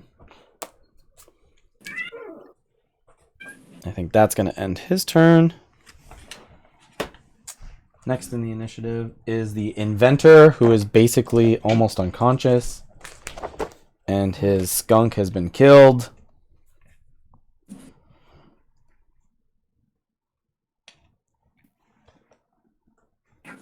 Is going to... Let's see. Who's within range? Lawrence is within range for him. I guess he's going to... Or the ogre, the brute, he's going to take out a flask of acid and throw it at the brute. At the Lawrence? At the chain brute. At the Lawrence? He was smart. 13. He would play dead like the landlord 13. in Battle. 13 plus 4, 17 will hit. 2d6 damage. A 6 and a 5. The ogre takes 11 points of damage. Damn. They're putting a hurting on this guy. Next in the initiative is Gromit. You're in stealth. There is a kobold sorcerer around the rock. Hold on. Okay, where was I? So there's a warlock, you say? There's a kobold scale sorcerer around the rock. Not for long. And he's by himself, right? Oh yeah. Oh, he is now. Oh, His friend has no head anymore. Oh, he's fucked. Crushed. Well, I mean, he has a head. It's just no longer attached to his body or in a single piece. So Okay. So yeah, I'll spin around the corner and go hi, and I'm gonna stab him. Duh, where'd you come from? Now I'm gonna go kill like 3. That's how I got this knife. Oh God! It's my favorite knife. Okay. Actions. Rapier. Oh, that's not great. Don't forget bless. Oh right. How much does bless add? D4. D4. Okay. And you're in stealth, so you probably got advantage. Yep, you get Goddamn. advantage All too. right. Okay, so 2. Let me try that again then. No. So what was it? 10. By the way, Todd, you're after Gromit. So A 12 hit. a 12 total does not hit it. Fuck. Wow. Yeah, maybe that's that's the first actual miss I think I've had for a while. Okay. Huh. Okay. Well, I'll stab him with my knife then. Okay. He kind of laughs for a second as like a fire, like a flame little fireball, like tingles in his hand. 12. Okay, that's a 16. That hits just barely. Okay. Yes. He is by himself. though. Okay. Okay. So dagger. 1d4. 4, 5, 6, 7, and a d6 rate for this sneak attack. Yep, because he's by himself. 3. It should be a Do lot I more have- than just 1d6. Yeah, I think it's 2, isn't it? Oh yeah, I forgot you're multi-class too. Yes. Yeah, hold on. How many levels in the rogue are you? Oh, it's 3 d6s. Oh dear. Oh dear. Yeah, that's it. This guy's fucked. And is it another d4 of that bless? No, that's to No. hit. Oh, okay. Okay, so 4, 6, 10, 12, 13, 14. 50, 17 damage. You like dive your knife right into him as he like the spell like fizzles out from his hand as he grips onto himself, but he's still alive. And have him do his Constitution saving roll. You got it. Con is a +2. That's a 7 + 2. 8, 9. He has to beat a 12. Okay. Okay. So 2d4. Yeah, back in there. 3. So that's 5 extra damage. Oh my Poison God. damage. You can see the life starts like ending in his eyes as they begin to like lose consciousness from the blood starting to soak into his body, or the poison It's gonna soaking happen. into his body. Yeah. Roger, I usually get this on the first time. I've never missed stuff like that before. I'm so sorry. Well, you were kind of like hiding underneath my legs. I don't know how you got down there. No, I'm good at that. Yeah, shockingly. Todd, it would be your turn.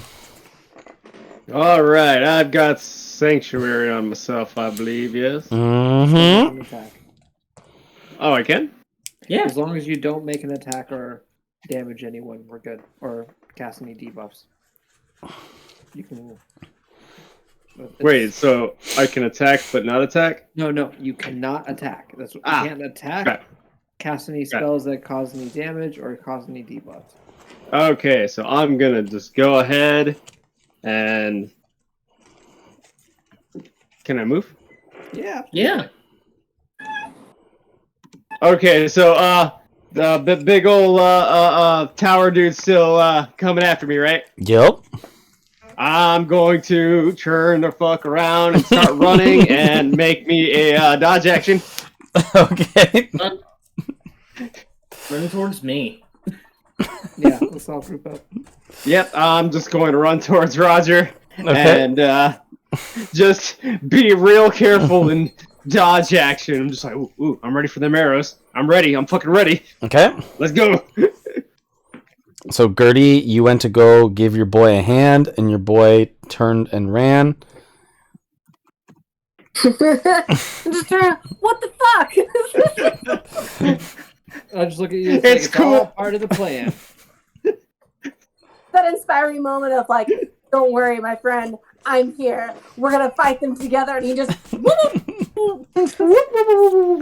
I mean, it's Todd. Did you expect anything less? I did. I'm the distraction. It's cool. Why didn't you communicate this? I'm communicating it now.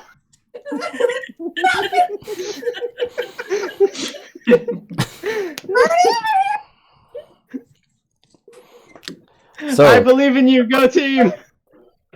just as you Sucks. as you say that, Lawrence, it is his turn as he is in close combat with a dragon shield kobold.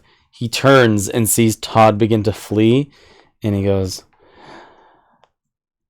"You believe they have it, do you?" And holds a hand up as a ball of fire erupts in his hand, and he throws it out towards Gertie and Evan across the battlefield, sending a fireball 100 feet across the battlefield.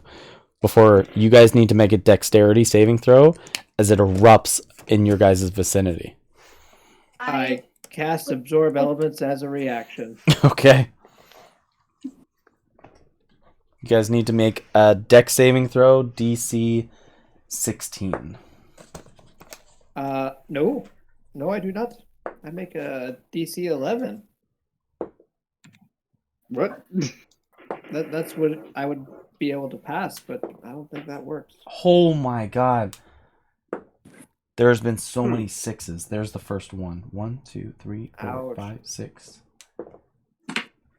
Is this a dexterity saving? Yes, against a fireball. Okay, we've got bless on us, so that adds a what? A D4 to our roll. Yes. That adds a D4 to your roll. Oh, sweet. That is. Sorry, friend.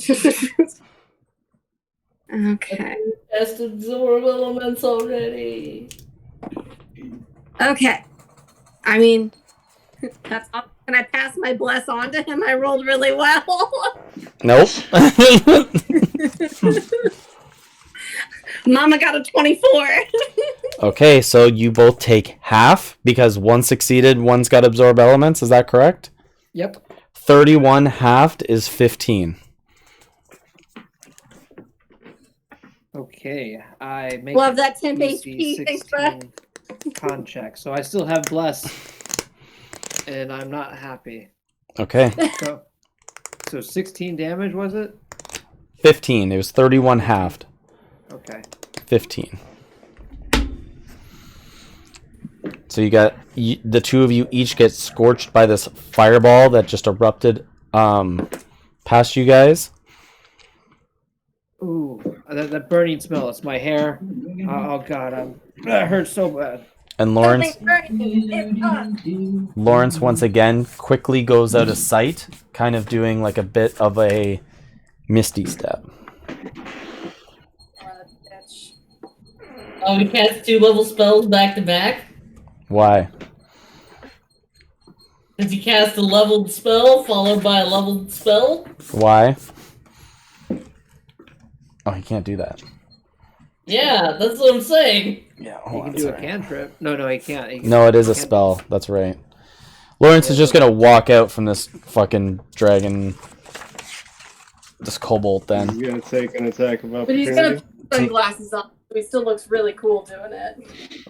because the kobold dragon shield misses, and Lawrence walks out because he rolled a 6 plus 3, so 9 missed. Missed. Next in the Lawrence, initiative. Lawrence, away from me. Next in the initiative is Nestor. Nestor sees that there is this hideous mutation of a grung gobbling down one of his rattling friends and is going to run, which causes the Banderhob to get a opportunity attack. which is Enderhub. which is going to hit. Done goofed. He goes to run and he gets 3d6 plus 5. Oof. And then if he doesn't save on a strength check of DC 16, Oh fuck. 15 minus 1 for a rattling, he gets grappled by it and gets restrained and begins to engulf Nestor. R.I.P. Nestor. Looks like some good eats right there. Nestor, no, Erwin, no, the rattling. Yeah, he's getting the rattling into his mouth. You sure he's not getting Nestor? Because that's what you said. I said Nestor ran away. Nestor was the one who cast the. Times. Nestor cast the spell. He's the one out here. Nestor cast the spell, so he's getting Erwin the rattling. Sure would be a shame if it happened to Nestor, though. Erwin's fucking dying in the mouth of the Banderob. Bodies everywhere, but what if it was Nestor? What if it was Lawrence? He's not that close. Actually, speaking of something ugly, it is the Ogre Tower's turn. And now that Todd ran away, the Ogre is going to walk up towards Evan and Gertie. But Evan said he was hanging back. So, Gertie, the Ogre walks right up to I you. had a dot. I thought the ogre was pissed at me. It is, but they're in its way because you ran away. I don't know, man. I think he would be single-mindedly running after me and ignoring me. That's why the goblins from above are gonna shoot you. But this thing, They're all gonna take wisdom checks so to see if they even can. Gertie, you held an action, right, to make an attack, or did you take the dodge he action? is taking the dodge. Dodge. action. So he's going to take this giant fist with like this shield with a spike at the end of it, and he's gonna try to punch you with disadvantage. One of them's a nat 1, and Yes! one of them's a 6. Help! Make him hit somebody else! He goes to swing. Well, the only other person around you is Evan, but Make him fall prone! What if he swings at his own tower? he's gonna swing and he's gonna make a dex save because his face has been blown out. He saves. You see all the goblins at the top being like shaken back and forth. They're just like, "Oh, you stupid big ogre, just settle down, settle the fuck down." And the 4 goblins up top are gonna take shots out at Todd, and they're just like, "Get the birthday kid." So wisdom saves beforehand. Wisdom saves first, yeah. Now there is a caveat. What? If they fail the wisdom saving throw, they have to choose a new target, or this attack is wasted. Okay, so the first one's an 18, the next one's a That's a pass. 13, the next one's a Fail. 3, the next one's an 8. Fail. So one of them worked? One work. Okay, that one is The going to 18 take its passed. shot. At disadvantage. So the first one is a 16 plus 3, the next one is a 5 plus 3. So at disadvantage, the one that shoots misses. The other 3 flaming arrowed goblins all point down towards Evan as the chain brute or the ogre is fighting Gertie. 3 goblins are going to shoot at Evan. Ouch! This is gonna hurt. 6, I'm shield. 8, 14. Ooh, that one just hits. Okay. Because it's a flaming arrow, you are going to take 9 points of piercing damage. Oof. I deserve that apparently. I passed the con check. And at the end of its turn, it is Gertie's turn. Ah. Don't forget them 10 hit points later. I've already used up my 10 hit points. Did you get hit? Yes! By a fireball. Oh yeah. That's what happens when you try to back up a friend and he fucking bails. Like He's a got his bitch. fireball. Okay. I have been blown up and shot at. Evan is not having a good day. He is not. Jesus. Okay. Well, if you get closer to me, I can help with that. Aye, aye. Well, since she's in with this, well, I mean, I guess she could. She's not going to leave Evan behind, like some people. I'm just So- pointing, as like broken and crippled as I am, as just pointing to Roger and the group. Just move. We gotta move. Are you okay? Are you good if I leave? Sure. I'm actually not in melee range. But Gertie, you Okay. are. Okay, she's gonna use a bonus action to disengage and then head over towards the rest of the group. Then. Oh, there it is. All right, Use- you wing past Todd real quick. Just real. I don't understand what just happened. You What ran do you past mean? him. I'm saying like you're running past him because you're faster than he is. Okay, I I'm took. running I thought I was leaving Evan. Todd's the one who left. Okay. Oh yeah, you also ran past Evan. Yeah. Bye, boys. Good fucking luck. Okay. She's gonna head over. So, what is Roger currently attacking?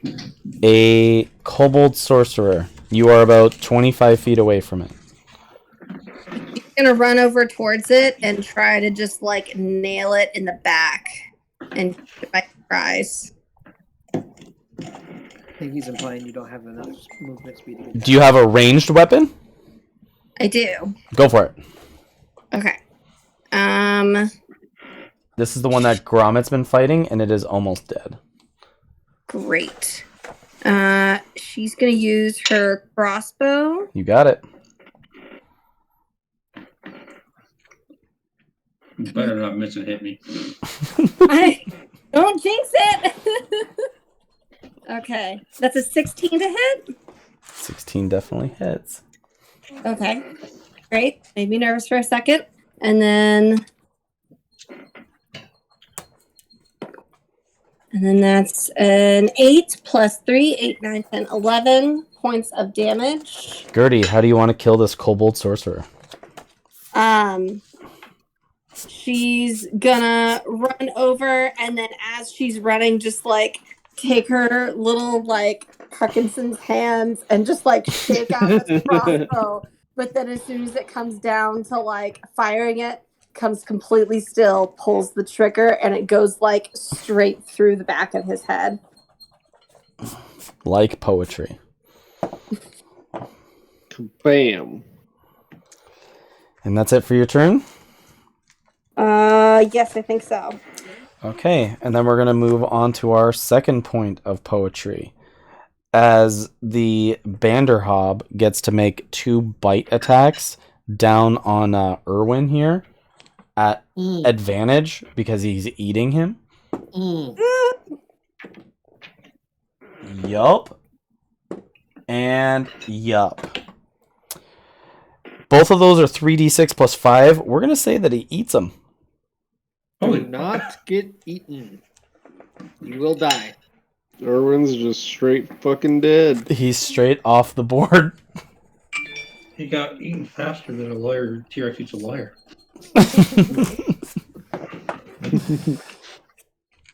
2 T-Rexes. Uh, The lawyer takes his time when he makes a kill because the longer it takes, the more money he makes. The 2 ratlings are almost like super fearful of just like this thing who's eaten them. As you guys see that they're fearful. Where are we in the initiative? Right here. Okay. So the kobold sorcerer is dead. And then it is the Dragon Shield kobold. And he's going to make 2 spear attacks on Nestor because he's really close to him. Nat 20. And a 3 plus 3, which misses. So he does 2d8 plus 1. 4, 2 plus 1 pierces 7 damage into him.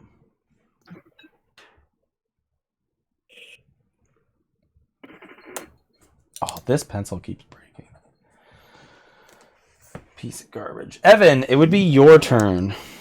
Okay. If my calculations are correct, I should be 15 feet away from this ogre. Yeah, yes. Okay. I'm going to make a full sprint, not using the dash action, but I'm going to do the full 30 movement speed towards the group. How close am I?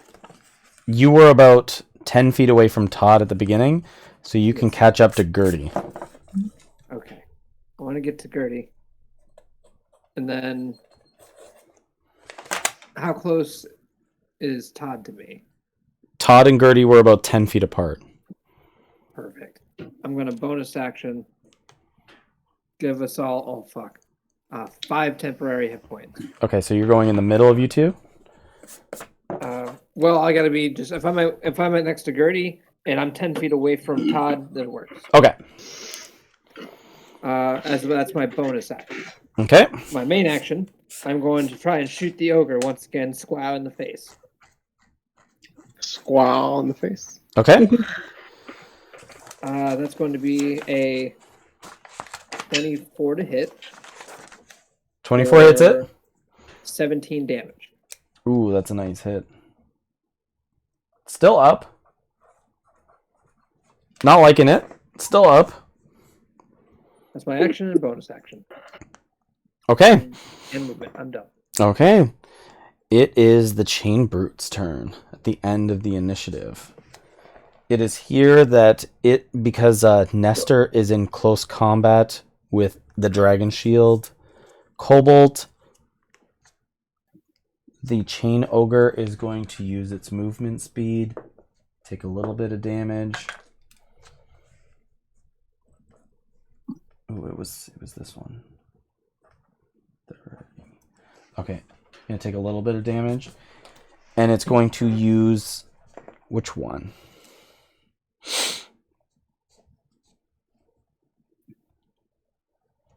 It's going to use its Chain Smash ability.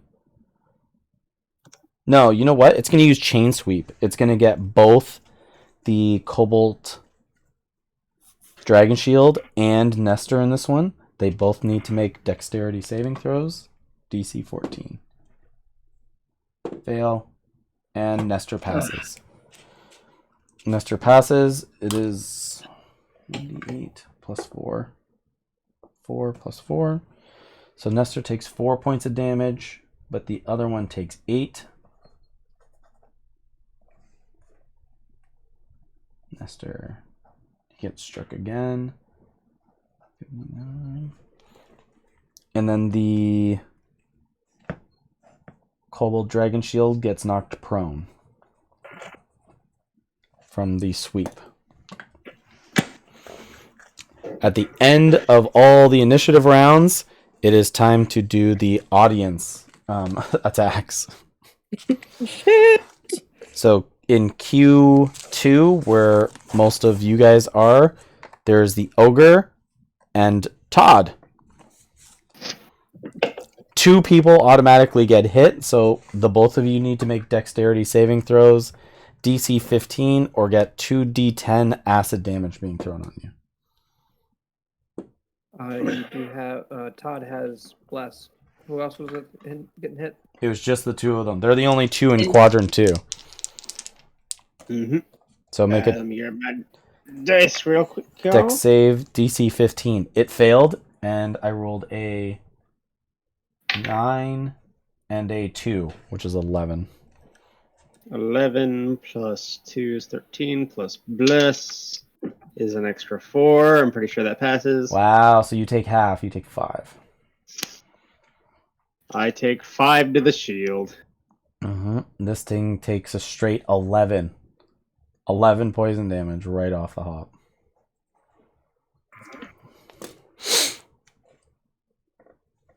All right. Quadrant number 1, which has Nestor, the Chain Brute, a Kobold Dragon Shield, Lawrence, Grommet, Roger, Evan, and Gertie all in it, and the Inventor, who's almost dead. There was 4 people hit by rocks and bottles. We're gonna find out who they are. How many's here? 1, 2, 3, 4, 5, 6, 7, 8, 9. Okay. Number 9, which is Gertie. She gets a +3 on her saves if No. she's within 10 feet of me. Number 8 is Evan. Number 7 is Roger. And number 1 is the Dragon Shield Kobold. So you guys need to make deck saving throws, DC 13 from rocks, old chairs, and bottles being thrown at you guys.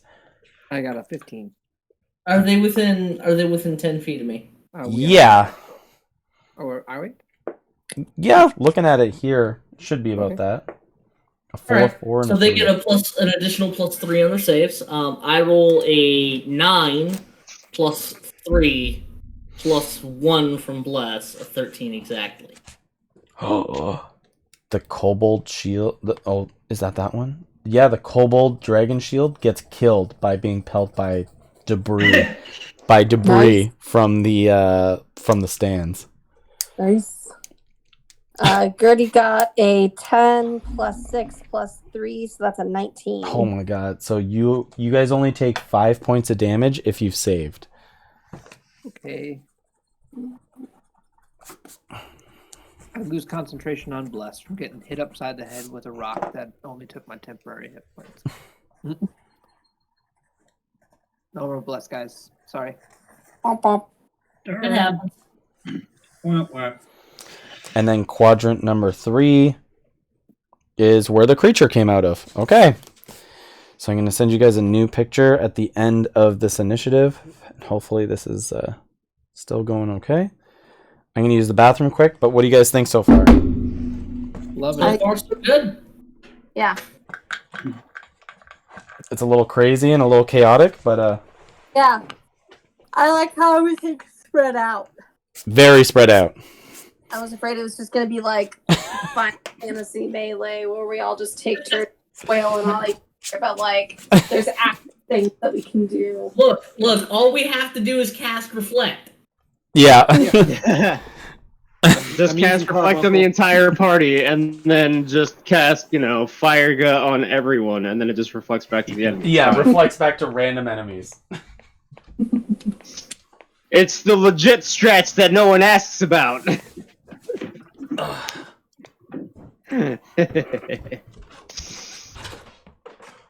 Mm-mm-mm. I mean, I don't want to jinx it, but like so far so good? Question mark? I'm almost dead. Yeah, he's not doing so well. I'm doing fantastic, though. I'm just not putting out any DPS here. Got the save. You removed an entire threat.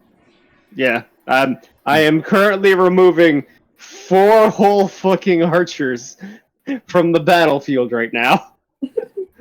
No. They all attacked me when they messed you. So Oh, you removed well, the chain ogre. true.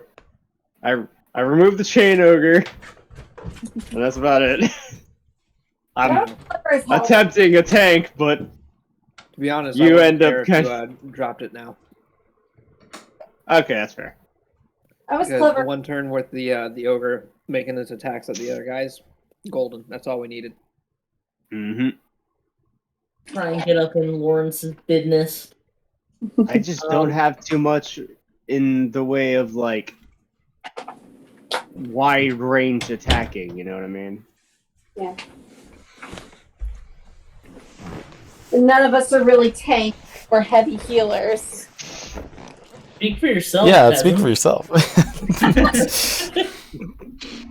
Maybe his regular character isn't, but No. Slime Daddy is not a tank, but Roger is a tank. I have an idea. Lawrence, Evan, Chain. Gertie and Evan are basically right next to me, right? Mm-hmm. Yep. So Hey, you guys want to do something stupid? Why not? I'm almost dead. Oh boy. I'm gonna give you both Dragon's Breath. So, caveat Let's see if to we. that. Caveat Mhm. to that. Mm-hmm. That will take up my temporary hit points buff.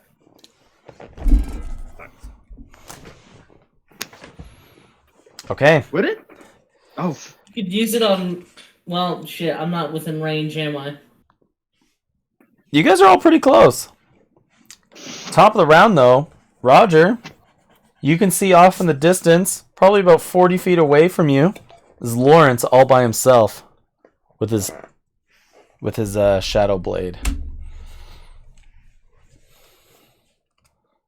Use it on yourself and Gertie. yep. Hit Sounds point good. call. Hit point rollout. How's everybody looking? I am looking alright. I need some help. About half health left. I've got about 17. Likewise, but that's like low for me. He, Flex, need, but okay. he needs some milk. Milk. Oh shit. I'm gonna Barbara split- Walters I'm gonna passed away. split it up between you and give you Oh, really? each 15. Oh, buddy. Man, that's highlight for me. I love it. Thank you. Mm. Holy shit, man. Feel so much better after that. Don't worry, we can do this. As I kind of like take my robes and tamp on any like bloody wounds that you guys have. And like, we can do this. I'm here Imagine for you. you're putting out a flame that's still going on my back that I don't even notice. Yeah. Also, don't get too close to me. And I'm gonna turn around and book it straight at Lawrence as fast as I can. Okay, did you use an action? And So I use an action to use lay on hands, so I'm not gonna get quite the full way there. okay, you are about 10 feet out from him as he sees you beginning to run out at him. That's fine, because I'm gonna activate my Celestial Revelation. And as I run at him, I'm like, Sun Chaser! And a radiant light shines off of me, Mm-hmm. and every creature within 10 feet of me takes an extra 3 radiant damage. Okay, No saving throw, they just take 3 radiant damage. okay. Whenever you hit anything, they take the extra damage. Nice. No. Right. When they end their turn within 10 feet of me. Oh, okay. Oh. Or at the end of each of my turns. Okay, so he's going to take 10 damage now? Mm-hmm. Okay. It was the thing my chainsaw man was doing. Except I didn't get a chance to do it. Because I left And early. that's my full turn. Okay, it is here that the Cobalt Inventor with 3 hit points left sees you running out right past him from behind. You're about 10 feet out from him. You see that, like, he was on the other side of the rock there.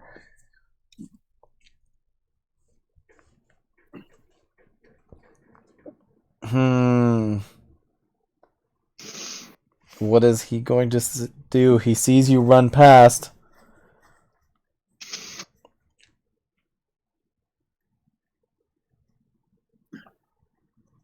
He is going to pull out from his knapsack a a clay pot full of green goo, and he is going to throw it at you. It's only a +4 to hit. Put that fanny pack away, Grandma. That's an 8 + 4. 12. I don't think that hits anyone. Nope. As a green slime pot erupts around your feet. You can see that it was trying to like hit you with some kind of acidic green slime. Oh, damn it. What? I wanted to do nothing. I wanted to post a picture, but I didn't want to do it. Like That is the end of the inventor's turn. Gromit, it would be your turn. Okay, let's see this. I low-key kind of feel bad for this inventor. Like, He's getting the shaft.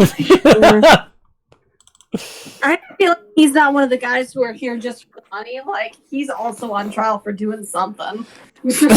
Yeah. I captured creatures illegally. I believe that from a kobold. Okay, I'm gonna. Someone is like, "Go, skunk!" Instantly got pelted by rocks. Hey, Will, It was just trying have to you- escape. That's it. Was the only thing that was trying to. Yeah. have you gotten who my character's supposed to be, Will?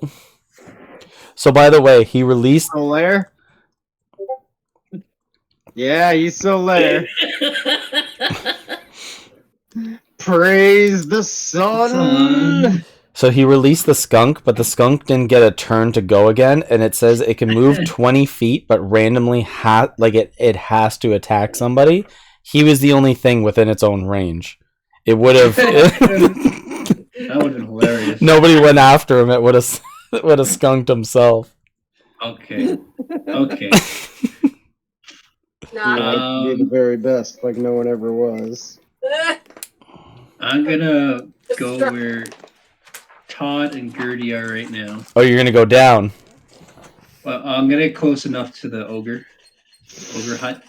The ogre hut is Okay. about from you like 70 feet. 70 feet. Okay, It's like halfway across the battlefield. Yeah. About 20.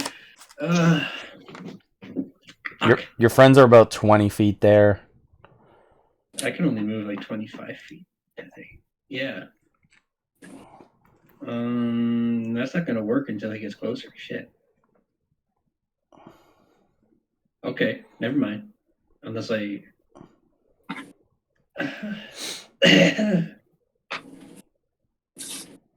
I need to be at least. Okay, so who else can I kill then if everybody can? I really don't want to kill this adventure. I just feel sorry for him.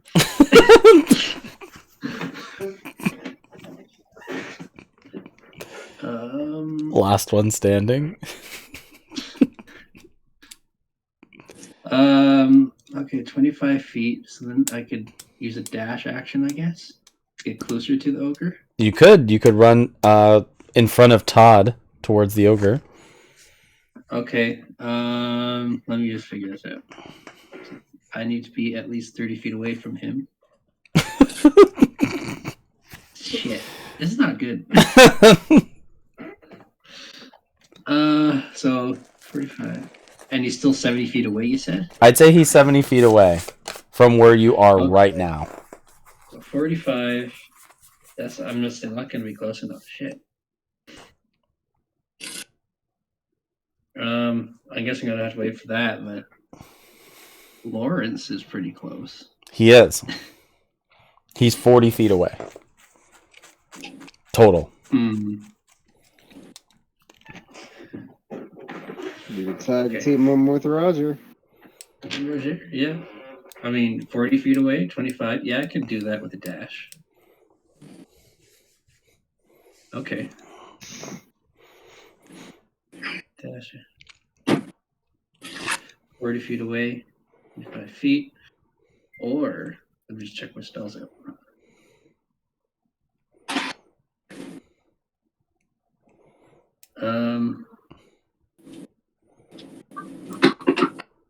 Oh. Okay. I'm gonna go up to Lawrence, I guess, and attack him. You're gonna do the bonus action dash? I'm gonna have to, because he's 40 feet. I only can move 25 feet, so. Okay, Roger begins to run towards him, saying, "Leave him up to me," as Gromit runs past Roger and gets in combat with Lawrence. You might not want to get that close. What? You see his What? shadow blade dances. Gromit, Oh. make your attacks. Or one attack. Knocking on the one attack. Okay. Mhm. And do we still have advantage or no? Plus gone, right? Your advantage is gone. Yeah. Okay. Action. Rapier. Rapier. That is a 17. 17 just hits. Good. And he's by himself, right? He is by This poor himself. motherfucker. He's just by himself. Okay. 3 for the sneak attack. Ooh. 15. D8. Okay. 10. 22, 25 points of damage. Woo! Is that I rolled 2 6s in my sneak attack. So You say 25? yep. He is not looking good after that. Okay, and there's a Constitution save roll, I guess, too. Oh, his con is really good at least. That's a fail. It fails. Yeah, that was a 7 on the dice. Yep. Okay. All right. So that's 4 poison damage he gets. Okay. Todd, it would be your turn after Gromit runs past Roger and puts this blade into his gut. I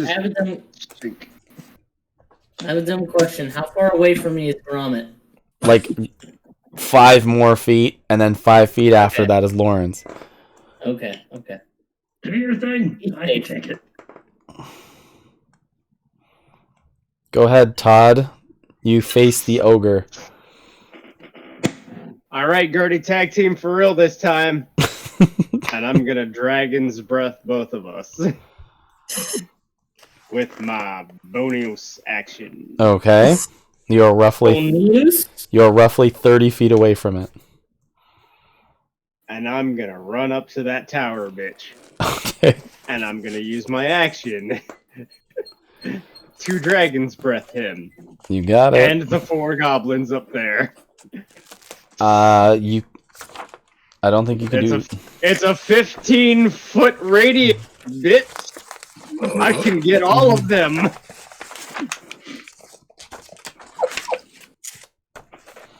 It's a large giant. Would you say that's over 15 feet?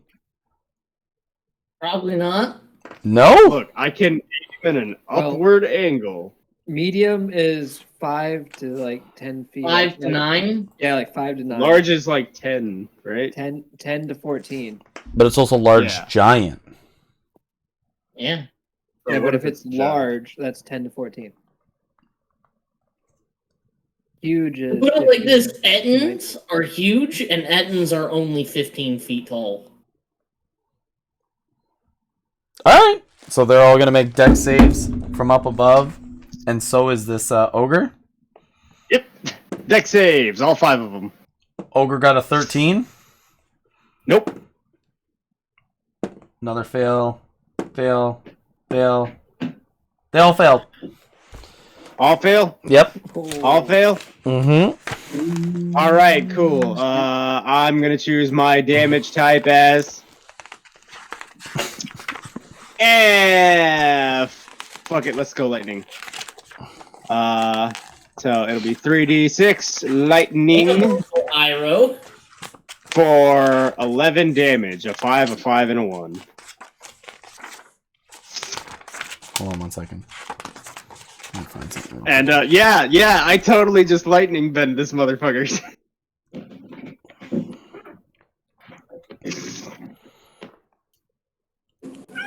I'm sorry, how much damage?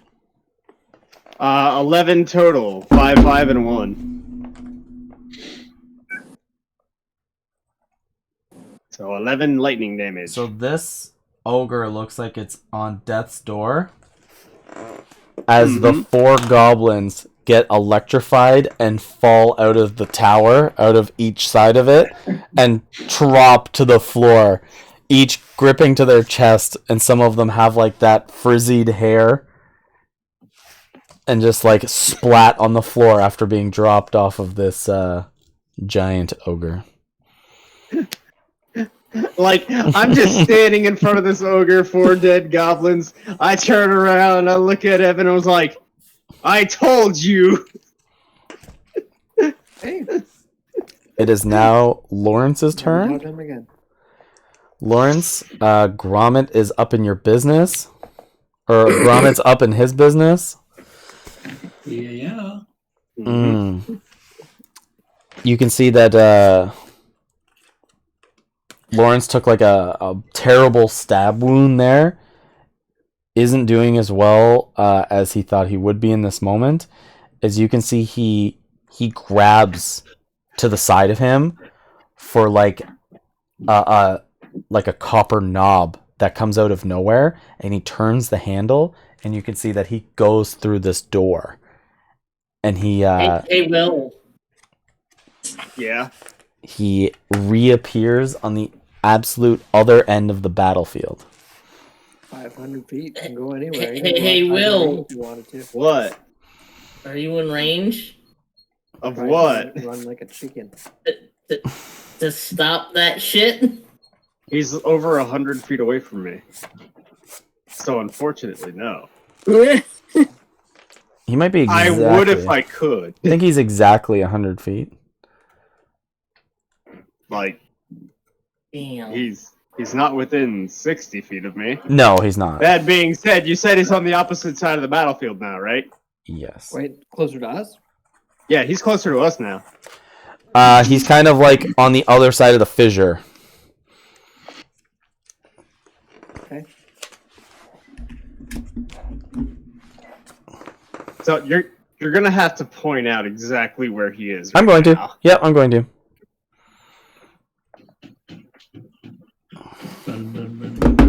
Like, you need to show me where this pussy ran off. It's on your way after the ogre. Okay. After his turn, it is Nestor, who is in close combat with the Chain Brute, which is not good for him.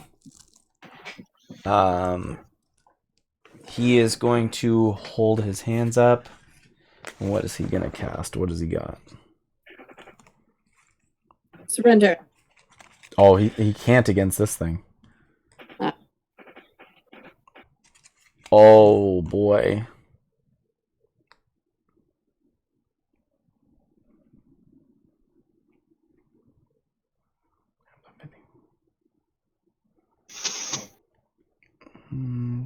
Bludgeoning damage. It's not quite what I'm looking for here. He is going to leap across the fissure, which he successfully does. As he turns, he's going to use Thorn Whip to grab the Chain Brute and pull him in. So he's going to make a spell attack.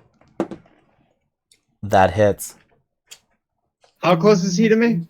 He's at the most, like, north point. He's pretty far away. Mm-hmm. And this is a cantrip. Thorn Whip's a cantrip.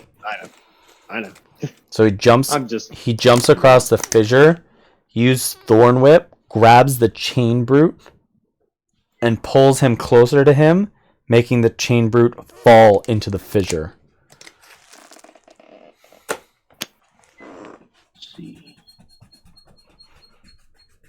As it yells and screams as it falls.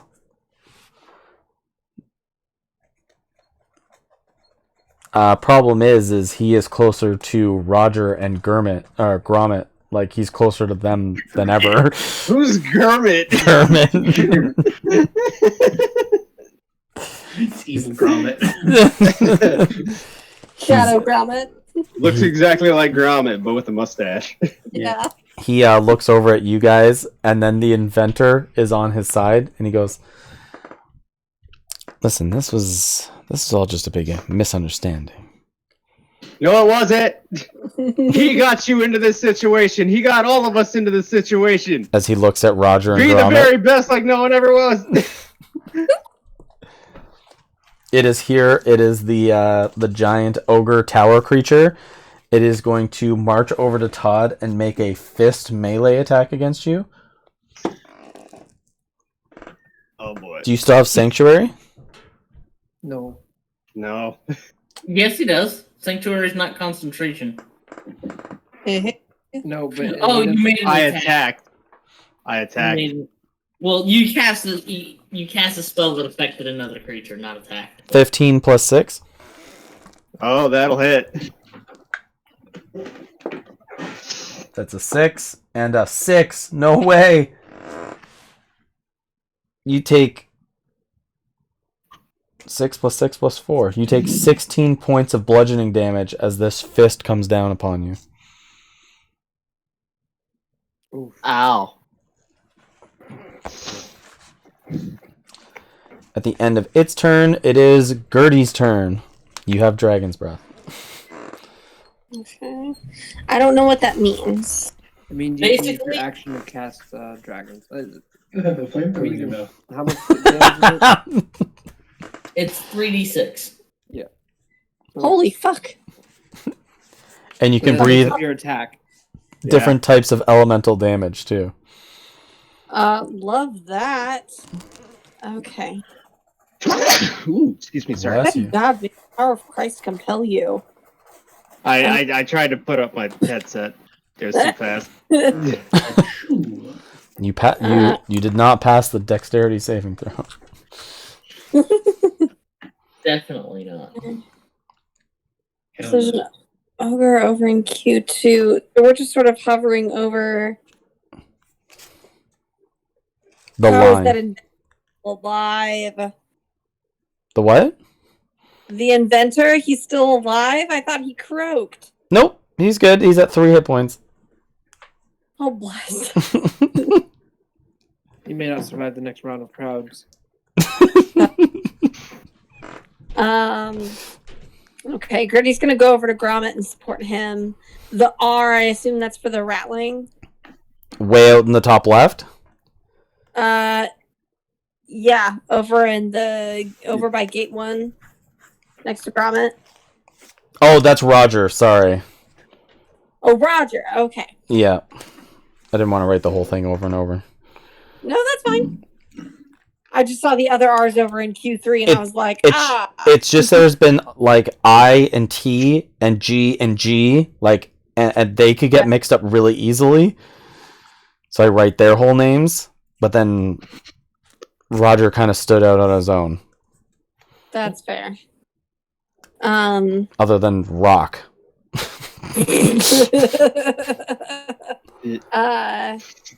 Take out the tower.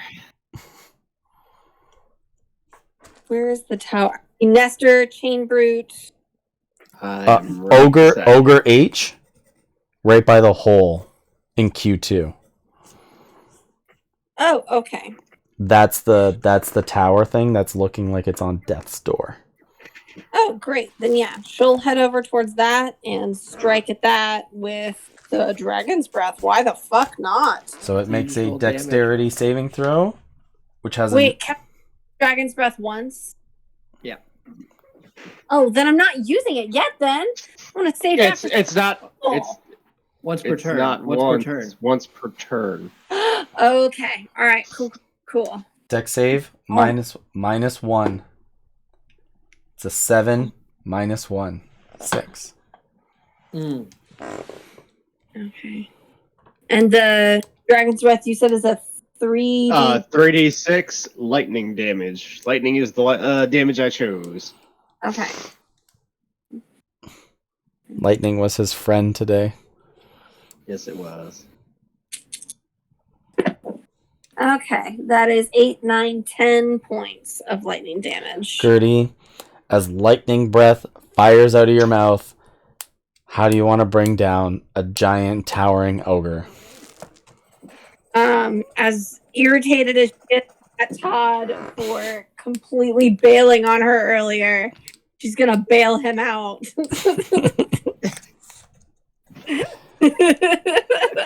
And just like with this cool newfound power that she's always wished that she had inside of, just call this lightning down on this big towering ogre thing.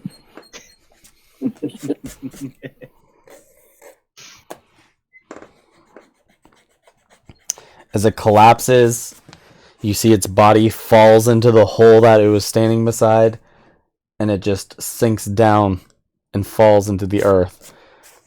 The entire stadium erupts as both of the champions of Jasper have been slain. That means we're Wait, innocent. Not the other champions anymore. wasn't the other ogre still alive? Or is he dead? He got Oh, thorn whipped Fisher. down into the fissure. Oh, I missed that. I don't know how. After that, Evan, it is your turn. You have just seen Todd and Gertie lightning breath a ogre into a hole. Ooh, okay, so I see Lawrence across the fissure. Mm-hmm.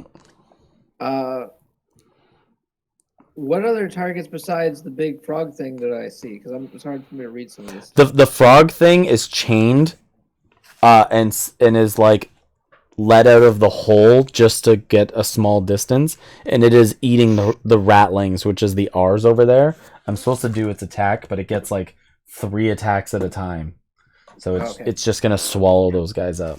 So then we really just got. Is it Nestor still over there? There's Nestor, who's close to Roger and Gromit, the Inventor, and Lawrence.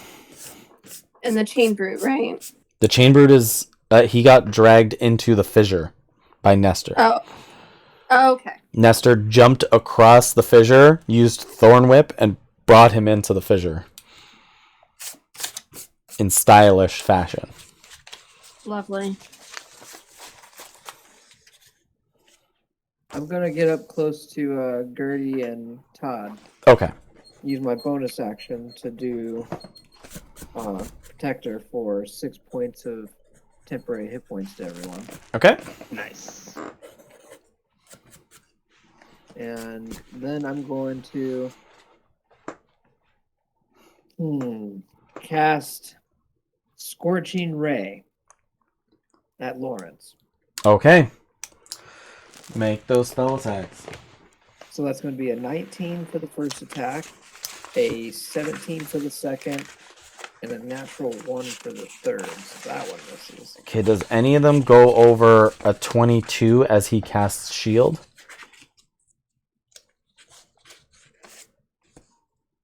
No, none of them do. Then he casts shield.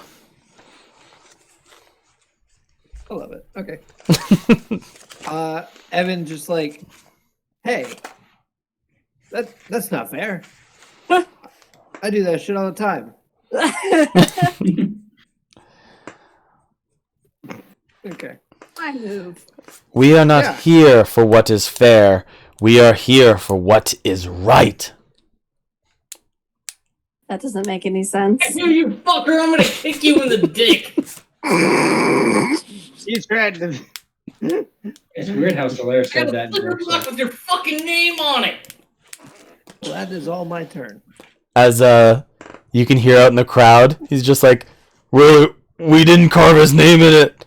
I'm telling you right now, we forgot that part. Did he mention that part? Did he really want his name put in the cinder block?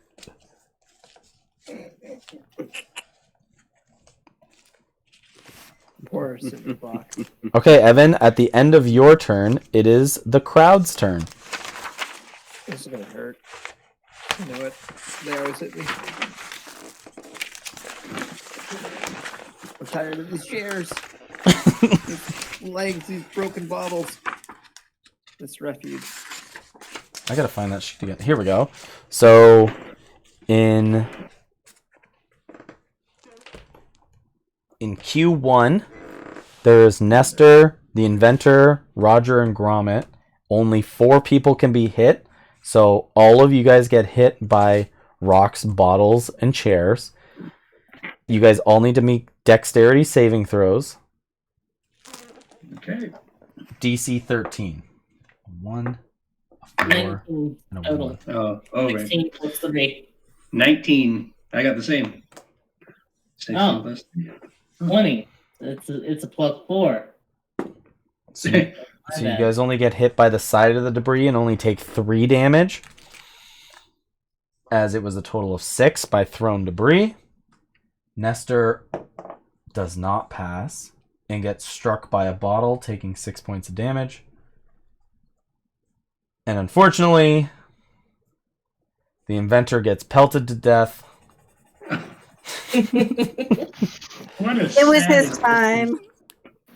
We all knew it was his time. As you guys see, what seems to be a frozen chunk of ham gets thrown at his head, I just want to say I called it.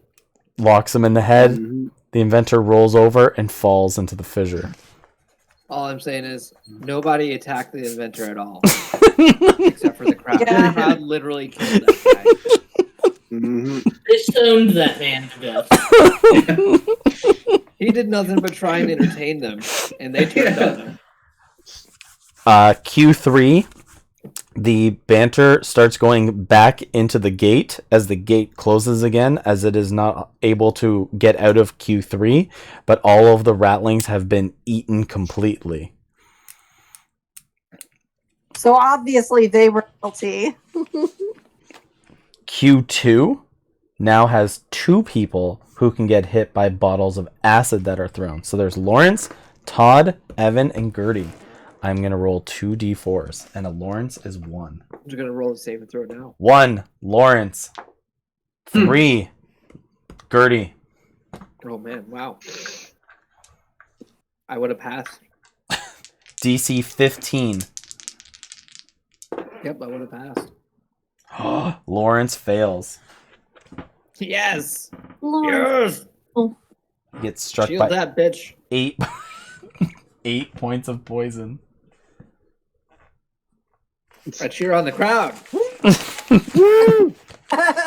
That's what we were waiting for! As you cheer, Citizen. you go to More of cheer. that. You go to the cheer to the crowd, and they go, "Yeah, man, the next one's on you." Wait, what? I just flipped them off. Gertie, what'd you get? For a deck saving throw, right? Yes, I just want to make sure I was rolling the right thing before I jinxed myself. DC 15. got-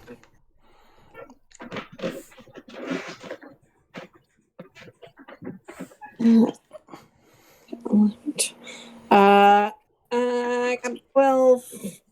You get pelted in the back with a bottle of acid that explodes, and you take Ah! 8 points of damage. You bitches! Hey! As you see that you turn back and you see that there's the bugbears, and the one's holding a beer in his hand. He goes, wrong hand, wrong hand. Oh wait, can I use uncanny dodge on that? Actually, yes. I think. Oh, shit. I could have done that too. Attacks you can see. Yep. Okay. So you can roll it again, right? No, she just takes. No, just half. Yeah. Half the damage. Okay. Okay. Top of the round, Roger. Okay. Roger. Nestor is still alive. Yes. So much for that. I'm gonna run up on the Nestor and make 2 attack rolls. You got it. And 11 plus 7, will that hit?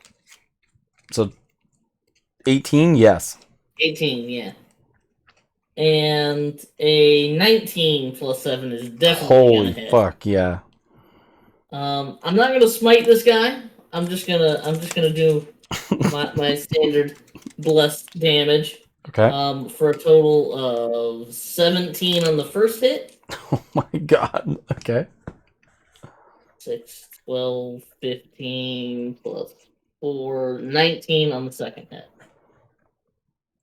So Grand Slam of 36. 36. Okay, he's still alive. Really? Okay, he takes an additional 3 at the end of my turn. Okay, still alive. But he got bloodied real fast The cinder block like hits him in the chest, smokes him across the back. He's just like, God. In no scenario can I see anyone getting hit with a cinder block turning out okay. Nope. How about this for a mistrial, you little shit? At the end of your turn, it would be the kobold inventor, but he is dead. Gromit, it is your turn. Okay, where am I? You've seen Roger go and fight combat with Nestor, who is all by himself. Okay. Oh, and he's on the other side of the fissure as well. Well, I can jump 25 feet. You can leap at him. Yeah. Okay. Mine! I will leap at him with my rapier. Okay, he holds his hands up in defense. Oh, good for him. 14. Hold on. Is it 14? I just want to kiss a class feature. Well, I'm pulling a U. I'm freaking starving, so I'm ordering burger thoughts. Nice. Where are they? 8, 9, 10, 11, 12, 13. 14? 14 does not hit. Fuck. Okay, I pull up my dagger. Okay. Pull out my gun! It's like, ha, I caught you. I'm like, ah! Okay, that's 17 plus 6. That's gotta hit. Oh my god, yeah. Yeah. So he is by himself. Yep, so... See, this is the shitty part. Like, he was supposed to use Wall of Fire for when you guys started coming towards both of them. Nice. But, Will's, I'm turning the ogre to go fight them opportunity, really went well. Yeah, Nice. boy. Nice. I doubted his 4, ability 5, to be 6, really 7. convincing. 8, 9, 10. Now imagine Okay, it. I doubt his ability usually. Okay, so that's 17 Fail. points of damage. Oh, he's still alive. And give his Constitution saving roll. Oh, fuck, he could die. Okay, he's got a +3. A 13 plus 3, 16. Yeah, that passes. Oh. He's looking like he's He on is. death's door. I love the idea, like he catches a frog. He's like, I got him. Like, ah! Dang, Lawrence is still alive? Yeah, he teleported. Barely. Well, no. Nestor's almost dead. Oh, Nestor, sorry. Yeah, that I don't remember you. Nestor. Okay. After Gromit, it is Todd's turn. How far away from me is Lawrence? Like, that looks like 70 feet? 80 feet, maybe? 70, 80. Doesn't matter. He's in range of magic missile. I'm in Alright. magic missile. You got it. What? So that would be a 3. So 3, 6, 9 plus 3, 12. 12 damage. The magic missiles go out and strike into him. Those little pins and needles. Brings him down to one knee. He's still alive. Oh, you bitch. So then he quicken casts a firebolt. Yeah, basically. Wait. Let me double check that I have quicken casting. You took suggestion or which- subtle spell. Fuck. Yeah, subtle spell, subtle and twinned. Hmm. Yeah, no. That's fine. Level 7. Or no, level 10. Level 10 is when we get the next set. Okay. I'm also gonna try and maneuver myself to be within 60 feet of him in case he tries any funny shit. Okay, I will move you over beside the hole. I'd rather not be It beside is the hole here like that it is Nestor's turn. Nestor seems like he's being slain and put his back against the wall. He looks back at the fissure that is right behind him. He goes to grapple Gromit. No. Give me No. a strength saving throw. Hey, Contested. you get a +3 to this. A contested I? strength saving throw. Because you're within 10 feet of me. A 17 total. Oh, I just do it. 19 plus the 3, so that's 21. He goes to grab you as if he was going to pull you both down into the fissure. I'm just too slippery. He grabs me in my hands. He's too moist. He's moist. Wait, if he touched me, he also has to do a Constitution saving throw.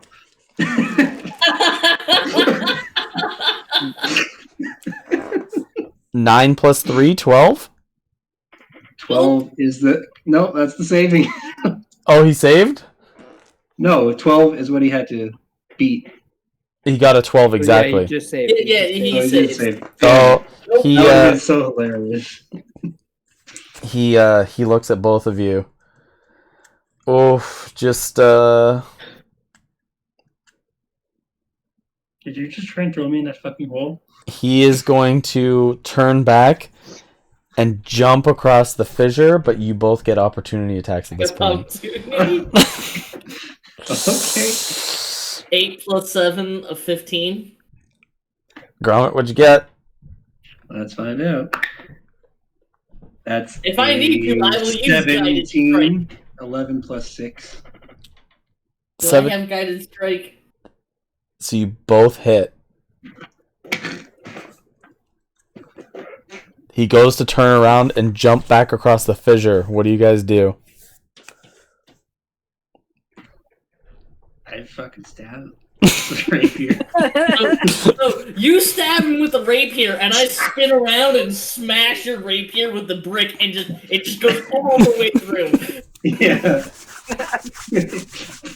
As this blade slices his midsection open, the two different pieces of him fall apart and both fall into the fissure.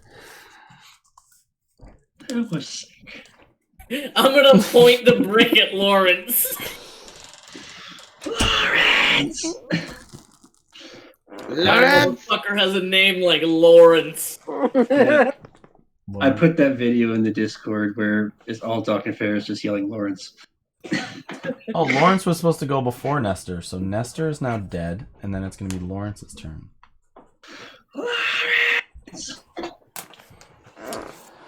Lawrence sees that Todd shot his magic missile at him, brought him down to his one knee. He's not looking good.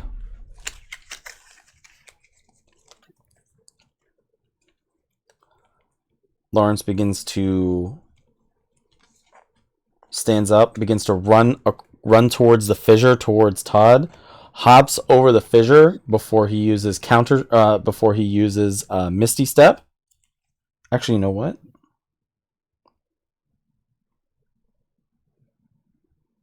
He's going to use Misty Step. So wait, he Misty Steps after he lands, or in the air?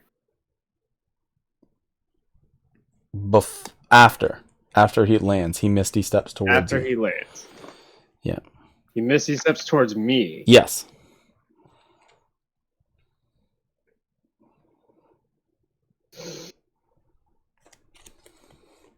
Yeah, he'd be able to close the distance. He'd be able to close the distance with that.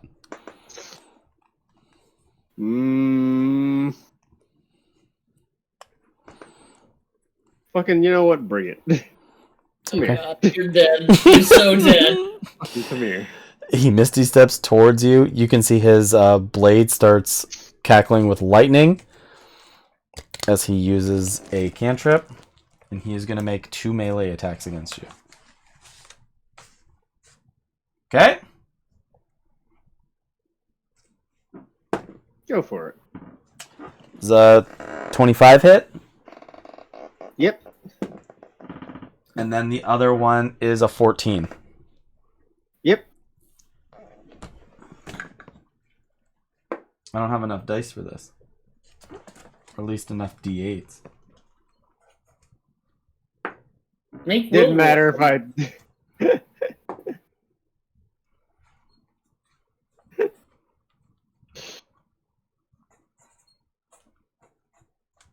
You take 16 damage from the blade, only 1 thunder damage, 17 total. Second attack? Mm-hmm. Yep. No, I already did the. Yeah, now I told you what the second attack was. I already rolled that. That's right. An 8. A 6. This one was better than the first one. Yeah, I'm pretty sure I dropped. 16 plus 4. 20 points of damage. Yep, I dropped. Okay. You guys see that Lawrence runs over, slashes into Todd, and puts a foot on Todd's unconscious body right by the hole as he heavily breathes. Lawrence, he is the last other combatant in the battlefield. He looks at Gertie and he looks at he looks at Gertie and Gertie does not have dragon's breath anymore. he looks at Gertie and Evan. What? Why not? Because I'm knocked out. He looks God at damn it! he looks at Gertie and Evan and threatens to roll Todd into the hole. You better fucking not. You better fucking not. Oh, I will. Such a man who's caused so much mischief and destruction to us. Look at this. This all wasn't supposed to happen, but this boy came in, ruined everything we had. This handsome boy, this sexy man, this Is beast. he within, like, As you is he whisper, within, was like 3 feet of me? blood like coddles in your throat. Listen to me. Nobody's mad about what you tried to do. We were just trying to defend ourselves. That's why I tried to let you know that we would stand with you if you got us out of the trial. I gave you an out, and you rejected it. Gertie, it is your turn. You are roughly 30 feet away from him in the hole.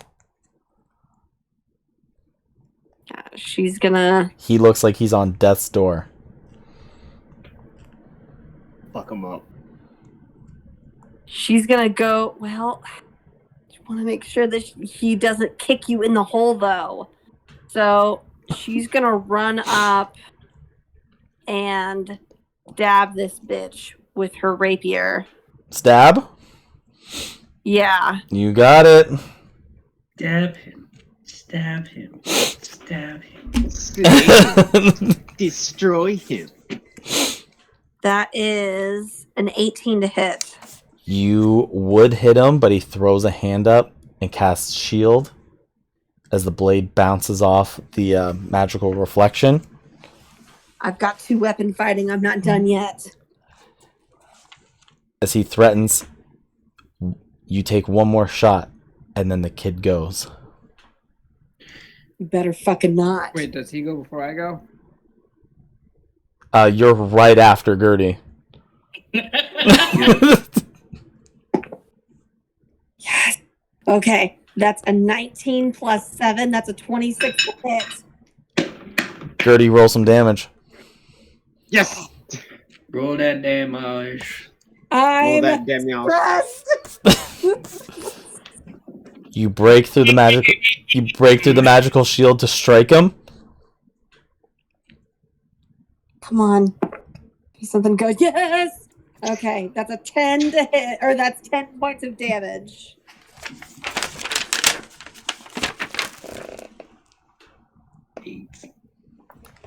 Alex.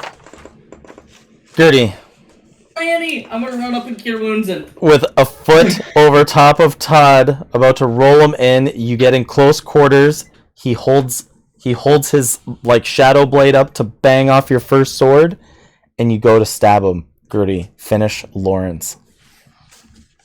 Right in his fucking throat.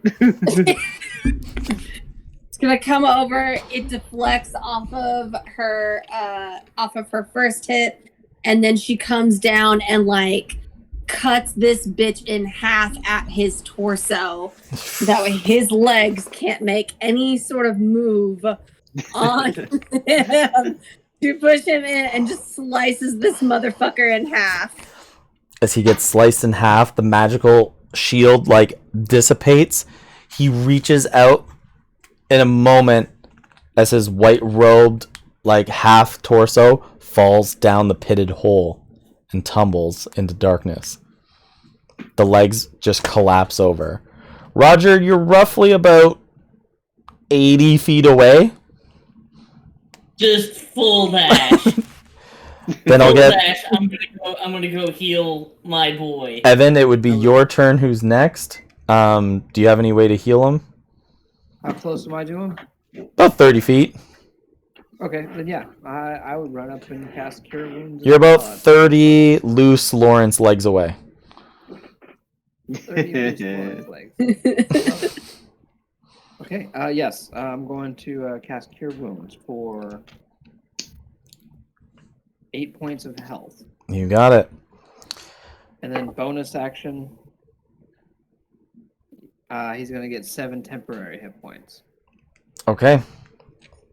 Roger, you run all the way over with Gromit back to the middle of the battlefield as you guys bring Todd back up to life. The crowd He's is got a... bunch of duct tape all over his face. Yeah. I'm just applying as much tape as I can. Who's worst off? Because I only have one more not healing spell healing. I'm okay. I'll live. I have Todd, Cure Wounds. Todd's pretty hurt. Yeah, get Todd. Will you regain an additional 10 hit points? So I'm up to 18 with 7 10 hit points. Sweet. So, Not bad. Not bad at all. And then I immediately now, assessing that almost all the threats are gone, I'm going to snap back to that fucking giant frog thing. Do I still see it in the distance? It went back into the gate, and they closed the gate on it. Because nothing was in its vicinity. Okay. It is here that the stands and the crowds are erupting in different kinds of emotions. You can see that there's many different fights happening up at the top. You can see that people are like just punching each other in the face, bottling each other over the head. You can see that the goblins who are making the bets against you guys in heavy favors are like in giant wrestling matches as people are peeling their pockets of money off of their body for like trying to get their money and stuff like that. But the guys who the cinder block and threw us a beer, did they bet on us to win? they did. As you look over, you can see they have like thumbs up and they're just like almost giving you like the "we're rich" like motion. I will raise my cinder block over my head to them. And he goes, "That's my block! That thing's going to auction!" My boy! And I'm gonna tie the cinder block around my waist and keep it. Okay. It is now the brick of justice. It's in this. Christened by the god. It's in this moment that you look up at the sweet box where Jasper has been reciting this entire time. And you can see that inside its glass container, you can see that it's almost full of steam and almost the heavy breathing, except for the consistent wiping that's been going on to clear his vision. And he looks beat red as he is huffing. He is huffing and puffing, and he has like a servant that he continues to kick in the ribs as they keep wiping it down to clear the vision. As he holds a hand out and points off to the side, and you guys see that your gate number 2 reopens. Oh man, I think we made it through this trial. Before we leave, I'm gonna draw in like the dirt and sand of this arena. I'm gonna draw a big phrase that says "Justice for Gertie" before we go in. Wait, did his top half fall in, Lawrence? Yeah. Fuck. I'm gonna check His for- top I'm gonna half. take through his pants. gonna dig through his pockets. Fuck it. I'm gonna dig through his pockets. What I got? What I get? What I get? What do you have? Oh my god. What did I'm he... digging through his... Fuck that guy.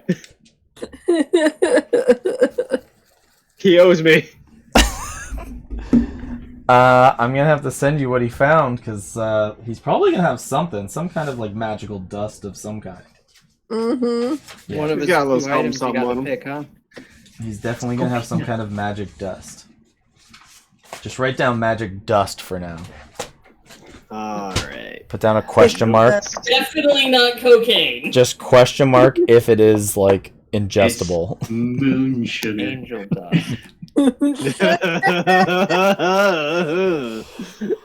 Don't have fun tonight, boys. I heard you got some skooma. Yeah.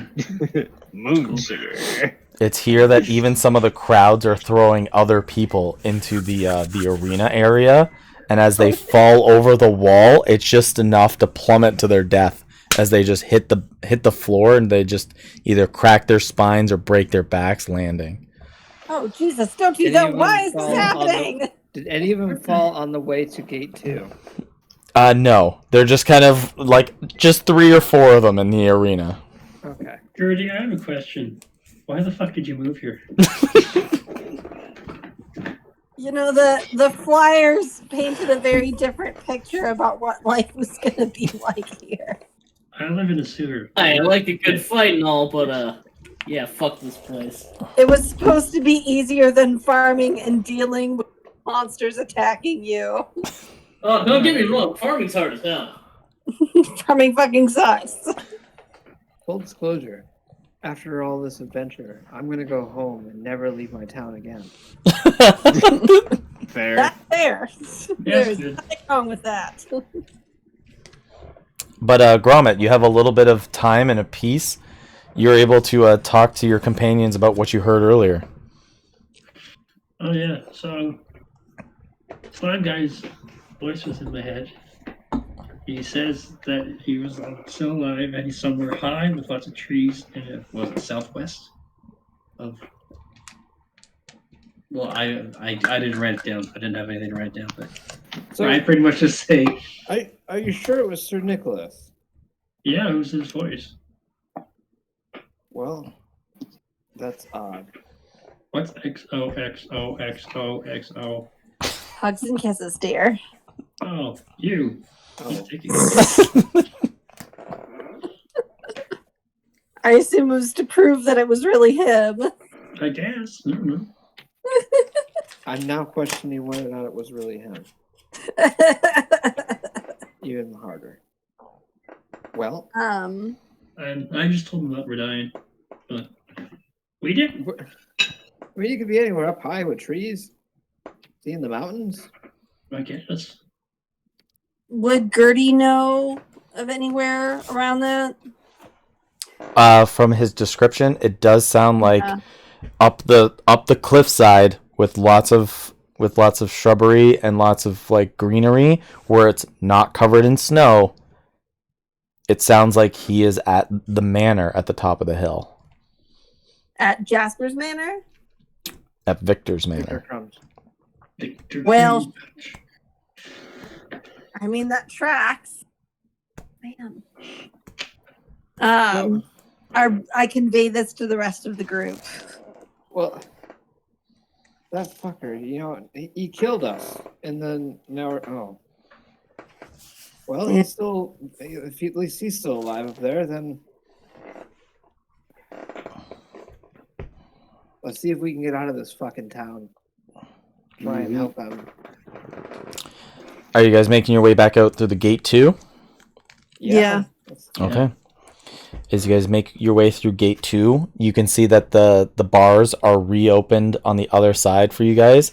As you can see that there's a couple of these bugbears there cracking their fingers and stuff. They're just like, "Gertie, girl, we knew you could do it. Look at this." And he pulls out this like ransom bag of fucking cash and just coins, and it's got that big dollar bill sign on the front of it.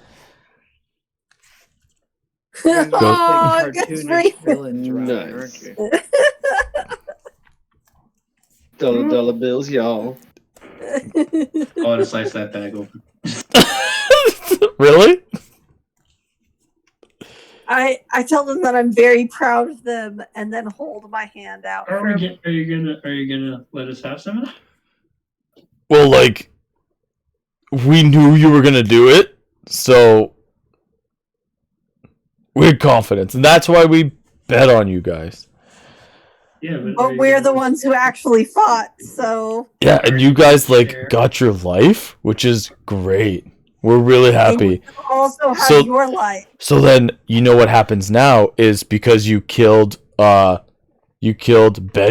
and Frank, who were Jasper's old champions, you know, like the big ogres. Now you guys become Jasper's champions. Nah, that. that dude can fuck off. So now, like when you come back again, you have like free dibs if you want to be in the fight. It's pretty good. But we get a wish from Jasper now, don't we? Yeah, you get like a wish, like a favor, yeah, like something from him. Yeah, like think it through. Like maybe you want to have like dinner with him, or like you want to have like a wild party night with him. Like there's good stuff out there. Are you crushing on Jasper? No, he's just kind of cool to be with sometimes. Like it's good to be his friend, but like don't not be his friend. Okay. Just Do you seems think like about him sometimes? seems like you're right really before bed? interested in Like I think if he's gonna quality send time. somebody and like stab me in the neck in my sleep sometimes, yeah. Like that's about as Right, much. sounds great. Sensually stab you in the neck. I mean, hey, I'm not here to kink shame. Like some people are into that. Like He looks at his friend, he's like, "Are you into that?" He's like, "You shut up. We're rich." oh! Well, Get- I mean, as far as our favor, I think we should just ask for freedom to get the hell out of here and go to the manor. Save some On his riches. hat. Mhm. Oh man, that's a good question. What are we gonna do about Gromit? We need to get him something from this place. This man's got multiple costumes. Oh man, you're looking for a getup? Sure. Yeah, Dude, you fucking deserve it. Yo. And he like puts his arm around you like as if you're friends, and he goes, "We're gonna dress you up like a viper." Oh shit! I touch his hand. He makes a con Constitution save. saving roll. He makes a con save.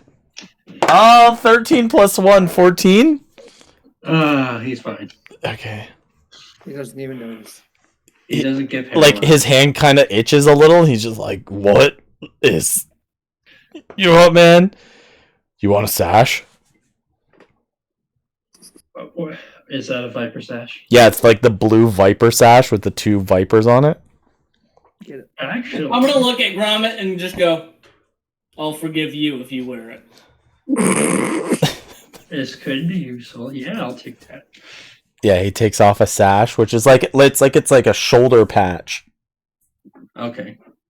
and it's blue, and it's got two vipers on it. That could be useful. I'll do Yeah, that. yeah. Like if you flip it up, like that, it's got full access to go to the brothel like at any time, except when they're cleaning it between 8 and 11. Right. 11 a.m. Yeah, AM, yeah, AM. Okay. Right. And we're like protesting right now for it to be open 24 hours. So like, Just please. Listen, you gotta give those girls a break. Like, Yeah, like you're freaking bugbears. That's kind of. this is why we're protesting. we have this Just need a union. side.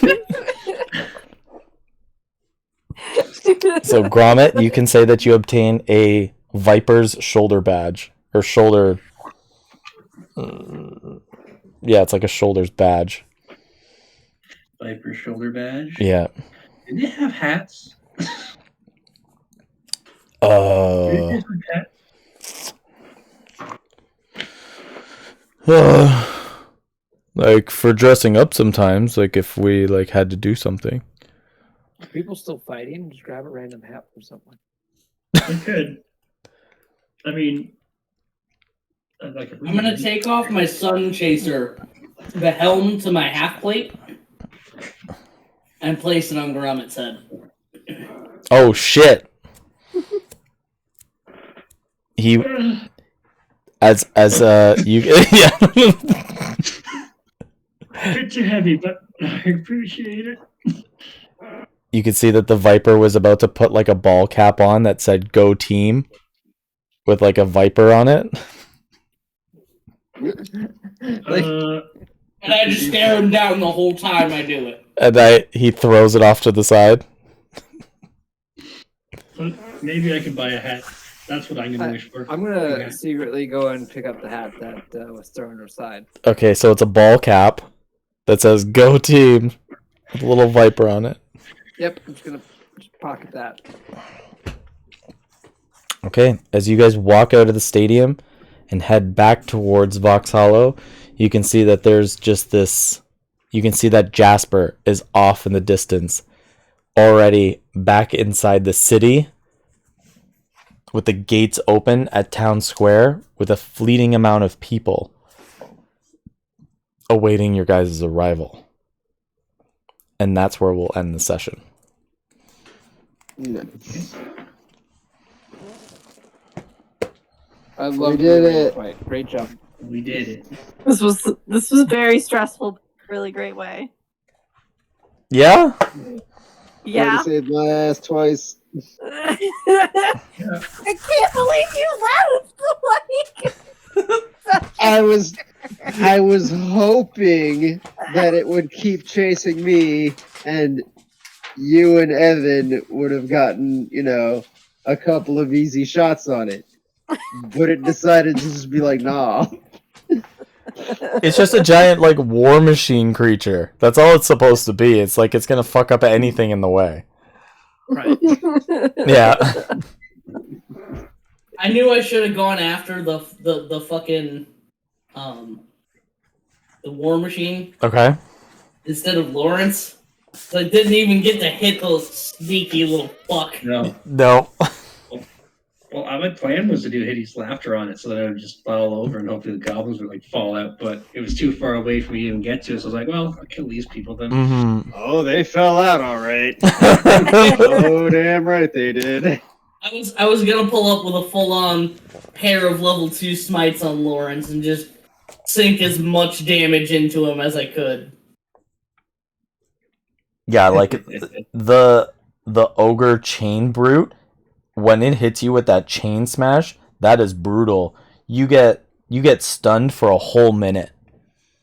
Holy shit. Outright. Jesus Christ. Outright. DC 14 con saving throw, or be stunned for a full minute from it. And No wonder they were fighting so hard to keep that thing away from Lord. That would have been game over for him right then and there. It does 2d8 plus 4 with a 10-foot reach as well. Like, Damn, I should have picked up that fucking chain. I'm glad that the suggestion got through on that one at least, huh? yeah, the suggestion went through on that one. I've seen those things for a long time and always wanted to kind of just give them a try. That was a good one. I love the way you implemented it. That was rough, dude. Yeah. I mean, for Todd. Yeah. I almost went down too. I mean, I had 17%. Oh, right, yeah. And Evan never got in fist-to-fist combat with anybody. Did we Evan sat there taking damage like a champ. I dished out a little bit. I got that nat 20 on the over at first. You know what's messed up? You know what's messed up? What? Mm-hmm. I did not take a single hit point. Nope. No damage. Nope. I know. I was sitting there thinking, like, I don't have I- to field. I got hit with a bottle once. That was it.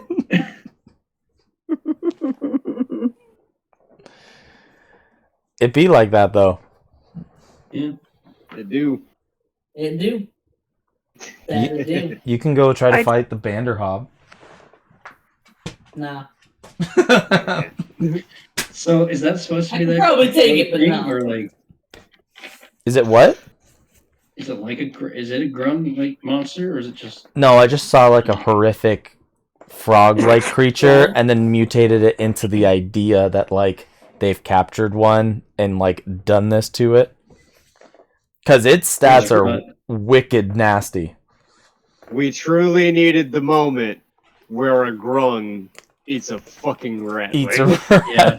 It was like, finally, all this talk about eating grungs, now it's the shoes on the other foot. Yeah, That's that's Oh, true. the turntables have turned. Turntables have seated. Have spun around. Yeah, like it can do a hide action as a bonus action. It has shadow step. It has a swallow ability. It has a tongue attack. It has a bite attack. It has a multi attack of a bite attack and a tongue attack. It can replace one of those with a shadow step. If it even has a tiny piece of a creature in its possession, such as a lock or hair or splinter of wood, it knows the direction route the creature went up to 1 mile. It literally just hunts the thing down and eats it. Holy cow. jeez. Yeah, it's called a Banderhob. Nice. Nasty. It's on page 56 of the Monsters of the Multiverse. I like how you little things to make, like, to create a narrative within the combat, though. Like the audience participation in like good ways and annoying ways, and like putting the grung in to sort of turn those tables, and like threatening to throw Todd into the fissure. Like, I liked how you made the combat narrative and it wasn't just attacking the whole time. Yeah, like you said the other day, I seem to prioritize story. Yeah. I mean, it's not like that. It's a positive thing. It's something that I absolutely appreciate. It makes it not just hack and slashy. Exactly. Mhm. But Todd didn't get to kill his rival lawyer. It's fine, he's dead. I swear. I was expecting Ghost Dad to just push Lawrence in the. Yeah, whatever happened to Ghost Dad? Where the fuck is he, man? You're not I utilizing haven't gotten a chance to resummon him. I need an hour. I haven't gotten shit for time. Oh my gosh! When you finally do resummon him, he's gonna be so mad. Is he gonna be like, why? Like, damn, I missed all that. Really? Why do you look like so much shit right now, son? Like, I just Better need than one whole hour of downtime, and he can come back. I just envision it's like you missed out on so much, so let me get you caught up. It's like I'm going to stop you right there. No, right there. I don't think I need to know. Tell me everything. I'm Just kidding. so I'm you just know, kidding. just so you know, this is the kind of weapon I'm talking about, Alex. This is what I was wielding in that combat. The picture of the brick with a rope. Yep. Okay.